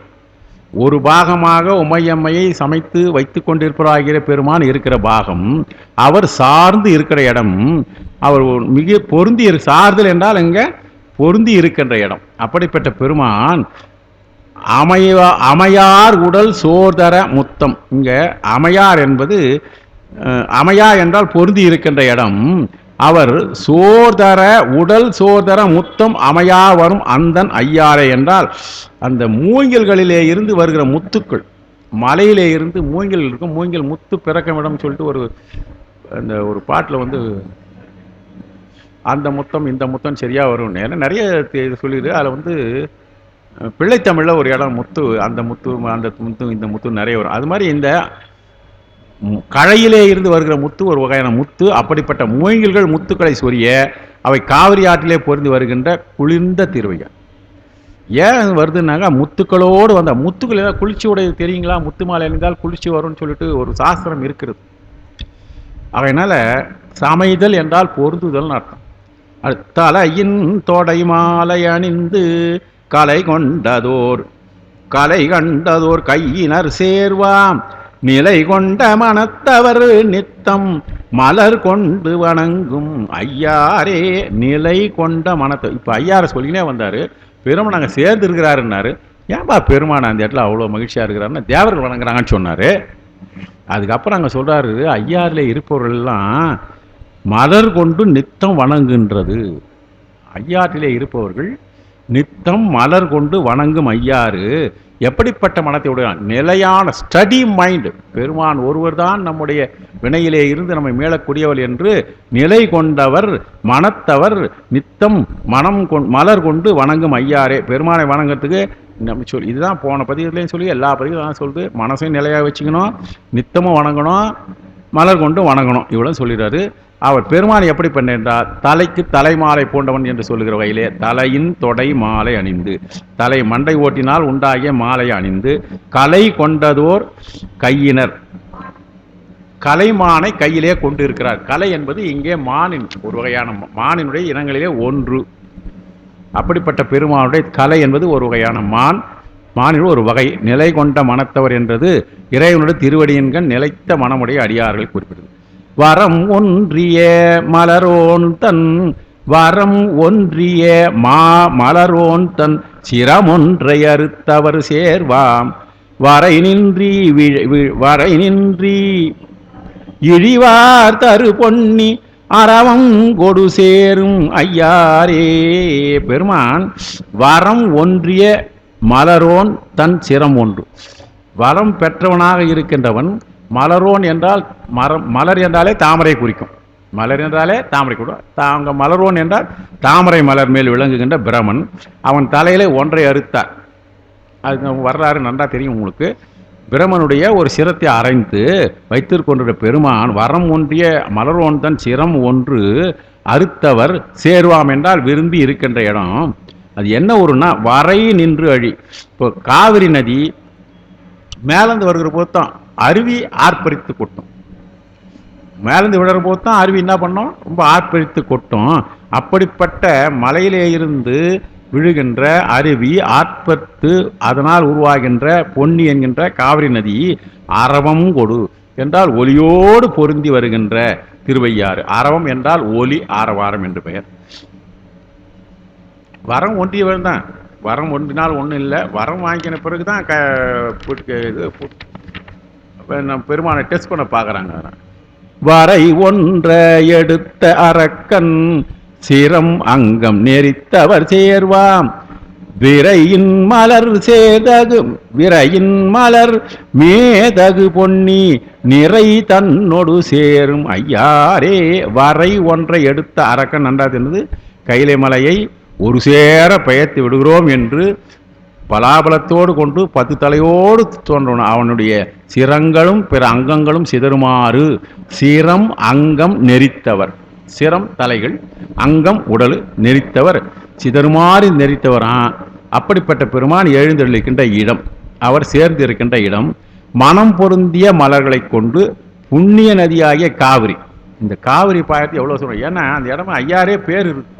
ஆற்றினுடைய தன்மையினாலே பெயர் வந்திருக்கிறதுனால, ரொம்ப ஆறுகளினுடைய தன்மையினால் மிகச் சிறப்பு பெற்றதாக இருக்கின்றனால ஐயாரை பற்றி நிறைய சொல்கிறாரு. அலைகளோடு கூடி பாய்ந்து வருகிறது. விரைவின் மலர் மேதகு பொன்னி திரை தன்னோடு, திரை கையோடு, அவருடைய திரை போன்ற கையோடு கூட வந்து பாய்ந்து அந்த ஊருக்கு நல்ல வளம் சேர்க்கிறான். கொன்று சேரும் ஐயாரே என்றால் வளத்தை கொடுத்து கொண்டு இருக்கிறவங்க தன்மையுடைய ஐயாறு என்கிற திருவையார் தலமாகும். சங்கக்கயனும் அறியாமை பொங்கும் சுடரானவர் கோயில் பொங்கிற்பொலியும் புனல் கொண்டு அங்கிக்கெதிர் காட்டும் ஐயாரே. இங்க பார்த்தாங்க, சங்க கயனும் என்றால் சங்கத்தை கையின்கண் கொண்டவன். இங்க சங்க கயனும் என்றால் யாப்புக்காக அங்க கயனு வந்து எல்லாம் ஒலி வராது. சங்க கையனும் போட்டாக்க பாட்டினுடைய தாளம் போயிடும். அதனால சங்க கையன் என்பது நமக்கு பொருள் புரியும். சங்க கையன், சங்கை கையிலே உடையவனாக இருக்கின்ற திருமால். சங்க கையனும் என்றால் சங்கை கையிலே உடையவனாக இருக்கின்ற திருமாலும். அறியாமை, இங்க கையனும் என்று சொல்லிட்டார். பிறகு திருமாலும் என்று சொன்ன உடனே அந்த உண்மையும் இன்னொன்று கூட சேர்த்துக்கணும். பிரம்மாவும் அறியாமை, அவர்களால் அறிய முடியாதவராக பொங்கும் சுடரானவர் கோயில். அவங்களை அறியாதவர் என்ன பண்ணாராம்? அவரு வளர்ந்து ஓங்கி வளர்ந்ததாக இருக்கின்ற தழுவுருவாக நின்றவராக இருக்கின்ற பெருமான் இந்த தலத்திலே எவ்வாறு வீட்டிருக்கிறார்? விரும்பி இருக்கிறாரு. கொங்கிற்பொலியும் புனல் கொண்டு, கொங்கு என்பது இங்க காவிரி, மகரந்தம், தேன் ஆகிய பொலியும் நீர். கொங்கு என்பதற்கு இவ்வளவு பொருள் இருக்கு சார். கொங்கிற் புனல் கொண்டு, கொங்கு என்கிற சொல்லுக்கு மகரந்தம் தேனு இது ரெண்டுத்துக்குமே கொங்குன்ற பேர் இருக்குது. எங்கிருந்து கிடைக்கும் சார் நமக்குன்னாக்கா காவிரி நதியில இருந்து வருகின்ற ஒரு தன்மையுடையதாகிறது. இவ்வளவையும் சேர்ந்து எது வருகிறது, மலைகளின் மீது வருகிறது, அருவிகளின் மீது வருகிறது, பொழில்கள் மீது வருகிறது, இவை எல்லாம் சேர்ந்து வருகிற போது இதெல்லாம் கூடவே சேர்ந்து வருகிறது. மகரந்தம் தேன் ஆகியவையெல்லாம் மிக சிறப்பாக இருந்து கொண்டு நீரை கொண்டு வந்து அடல் வடிவமாக இறைவன் திருவடன் முன் எப்படி வர்றான், அங்குக்கு எதிர்காட்டும். இந்த இடத்துல அங்கீனே வச்சிருக்காரு. அடல் வடிவமான பெருமானுடைய திருவடிக்கு எதிர்காட்டுதான். இன்னும் அருமையா சொல்றாரு, அடல் வடிவமா இருக்கிற பெருமான் இது என்ன குளிர்ந்த நீரை கொண்டாந்து பெருமானுடைய திருவடி காட்டு. ஏன்னா அடல் வடிவா இருக்கிற பெருமானுக்கு நல்ல வாசனையோடு போத்திய நீரை இதுவரையும் கொண்டாந்து அங்கிக்கு எதிர்காட்டும் என்றால் அவருடைய திருவடியில பூஜை செய்வதை போல அமைந்திருக்கிறது என்று குறிப்பா சொல்றாரு. சங்கக்கயன் என்றால் சங்கத்தை கையிலே உரிய திருமால் நான் சொல்லிட்டேன். கொங்கு தேனு அங்கிக்கு எதிர்காட்டுனா காலையில் அக்னிகாரியம் செய்வோர் அக்கியம் சமர்ப்பித்தல்னு பேருக்கு. இது நமக்கு பூஜை பண்றவங்களுக்கு நல்லா தெரியும், அதனங்களுக்கு நல்லா தெரிஞ்சிருக்கும். இது அங்கிக்கு எதிர்காட்டும் என்றால் காலையில் அக்னிகாரியம் செய்வோர் அர்க்கியம் சமர்ப்பித்தல். அக்னிகாரியம் செய்வோங்கன்னாக்கா அந்த இது செய்கிறாங்க இல்லையா, யாகம் செய்கிற போது யாகம் செய்தல், யாகம் செய்வித்தல், இது அவங்களுடைய தொழில். அது அதனால இப்போ இவரு நீங்க திருநீல நக்கனார் அவருடைய பொறுப்பது அவர் வீட்டில் இருக்கிற போது எப்பவுமே சதா சர்வகாலம் இருந்துக்கினே இருக்குன்னு சொல்லுவார். அது பெரிய வரலாறுங்க. ஆக அவங்க வீட்டில் அந்த நெருப்பு அணையாமல் இருக்கும். அதனால சொல்றாரு காலையில் அக்னிகாரியம் செய்வோர் அர்க்கியம் சமர்ப்பித்தலுக்கு தான் பேரு அங்கிக்கு எதுக. திருநீலக்கரா என்ன பேரு அப்போ, அவர் திருவண்ணாமங்களா திருநீலநக்க நாயனார் தான். அவர் தான் சம்பந்தர் இவருக்கு ஒரு இடம் கொடுங்கன்னு சொல்றாரு. அந்த இடத்துல அவர் போய் அங்கே போன உடனே ரொம்ப வளைஞ்சு விழுத்தி எழுந்ததுன்னு சொல்லுவார். அதனால அதாவது எதுக்கு சொல்ல வரேன்னா அந்த இடத்துல அந்த தீப்பிழம்பு எரிஞ்சிக்கினே இருக்குனாக்கா அணையாது இருக்கக்கூடியது அந்த நாட்கள் அந்த அக்னி காரியம் செய்பவர்கள்ன்றதுக்காக சொல்ல வந்தாங்க. துவராடையர் தோல் உடையார்கள் கவர் வாய்மொழி காதல் செய்யாதே தவராசர்கள் தாமரையானோடு அவர் தாம் அணையந்தனை அவர் தாம் அணை அந்தன் ஐயாரே. எவ்வளவு பெரிய தன்மை சொல்ல. தோராடை தரித்த புத்தர்கள், ஆடையின்றி தோலை கட்டும் சமணர்கள், இவர்களுடைய பேர்பட்ட என்ன சொல்ற கவர் வாய்மொழியாம். அவங்க நல்ல கவர்ச்சியாக தான் பேசுவாங்க, ரொம்ப விஷயங்கள்லாம் நிறைய சொல்லுவாங்க. அவருடைய கவர் வார்த்தைகளை மாறுபட்ட வாய்மொழிகள் அதெல்லாம் நீங்கள் கேட்காத, அவர்கள் பேர் செய்து அது மேலே விரும்பியே போவாத, வாய்மொழி விரும்பாது. இங்கே பார் தவராசர்கள், இங்கே ஐயாற்றிலே தவத்தால் மேம்பட்டவர், ராஜான்னா மேம்பட்டவர்னு அர்த்தம். என் ராஜான்னா எனக்கு மேம்பட்டவன். தவராசர்கள் தவத்தால் மேம்பட்டவர்கள். பிரமன் அடுத்தது தவராசர்கள் தாமரையோன். பிரமன் முதலியவர்களோடு வந்து அணைந்து வழிபடும் திருவையாறு.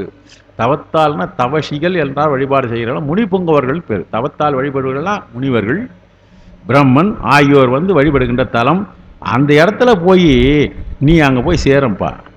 அழகான திருமையாறு, அழகிய தன்மையுடைய திருவையாறு, அங்கே போய் நீ அணை. அவர்களெல்லாம் தவராசர்கள்லாம் வழிபாடு செய்கிறார்கள்.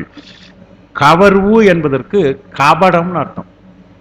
இந்த கவர் வாய்மொழி என்றால் கபடம் நிறைந்ததுன்னு அர்த்தம். இப்போ கள்ளம் கபடம்ன்றீங்களா, அந்த கவர்வு என்ற சொல்லுக்கு கபடம்.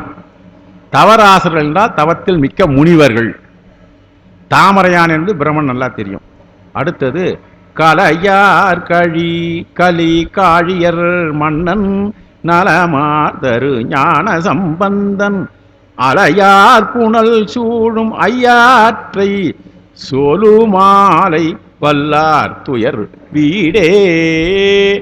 ஐயாற்றில் இருக்கின்ற பெருமானை கலை வாய்மை நிறைந்தவளாக இருக்கின்ற, கலையிலே வல்லவர்களாக இருக்கின்ற, சகல கலையிலும் தேர்ச்சி பெற்றவர்கள் இருக்கின்ற, சீர்காழியிலே இருப்பவர்கள் கலை வல்லவர்கள் பேரு. சகல கலையிலும் வல்லவர்களாக இருப்பவர்களாக இருக்கின்ற சீர்காழிப்பதி, ஆரவாரமிக்க சீர்காழிப்பதி, அந்த ஊரிலே இருக்கிறவர்களுக்கெல்லாம் தலைவனா. சீர்காழியில் இருப்பவர்களை சிறப்பாக சொல்லிட்டு இவர் யாரு, அந்த ஊரிலே இருப்பவர்களுக்கெல்லாம் தலைவனாகிய தன்மை அமைந்தவர். தலைமை பண்பு இருக்குது, அதனால தான் அவர் தலைவனானார். தலைவனாக ஆயிட்டல, ஓட்டு போட்டு தலைவனாகல, எப்படியோ ஜெயிச்சு தலைவனாகல, தலைவன் ஆகிற பண்பு நிறைந்தவராக இருக்குன்னு எவ்வளோ தெளிவாக சொல்லியிருக்காரு. ஞானசம்பந்தரே சொன்னதாச்சே, பண்பு நிறைந்த ஞானசம்பந்தன் அலைகளை உடைய காவிரியால் சூழப்பட்டதாக அலையாதரு காவிரின்னு சொல்கிறாரு. அப்படிப்பட்ட திருவையாற்றை போற்றி பாடிய இத்தமிழ் வல்லவர்களின் துயர் நீங்கும். நமக்கெல்லாம் இருக்கிற துயர், நமக்கு இருக்கிற துயர் இருந்தால் பிறவி வினை தீர்தல் என்று சொல்கிறார் இல்லையா, பிறவி நீங்கும். ஒவ்வொரு பதிகத்திலும் இதான் தெளிவாக சொல்லுகிறார். ஆகையினால இந்த முறை 4 பதிகங்களை கொஞ்சம் வேறைவா சொல்ல வேண்டா போச்சு. ஓரளவுக்கு எல்லாம் நமக்கு தெரிஞ்சவங்க, இதுக்கு மேலே விளக்கமும் சொல்ல வேண்டியது இருந்தால் ஏதாவது ஒரு வரலாறு பிடிச்சி சொல்லலாம், தேவையில்லை, நேரம் இடம் கொடுக்கல. இது இருந்து கேட்டவங்களை அத்தனை பேருடைய திருவள்ளிகளை வணங்கி, பெருமானை எனக்கு ஏதோ ஒரு இந்த வாரத்தில் கொஞ்சம் டைட்டான வேலை தான் இருந்தது, ஏதோ தைரியமாக வந்துட்டேன். எல்லாம் ஐயாவுடைய தான். இன்னும் திருப்பி நடத்த 4ஆம் தேதி திருப்பி நாங்கள் வரப்போகிறோம். எல்லோரும் 4ஆம் தேதி சொல்லியிருப்பார், அவசியமாக வந்துடுங்க. நல்ல சிறந்த பேச்சாளர்கள், நிறைய ஒரு விஷயத்தை ஸ்ட்ரெஸ் பண்ணி சொல்கிறதுனால அவர் தான் பொருத்தம், சிவச்சந்திரன் ஐயா தான். ஆகையினால நீங்கள் வாங்க, அதுலேயும் நீங்கள் செய்யணும். அடுத்த நிகழ்ச்சி எப்போ இருக்குதுன்றத சரி. இதுவரை இருந்து கேட்டவங்களுக்கு என்னுடைய நன்றியை தெரிவித்துக் கொள்கிறேன். தென்னாடுடைய சிவனையே போற்றி, தென்னாட்டவர்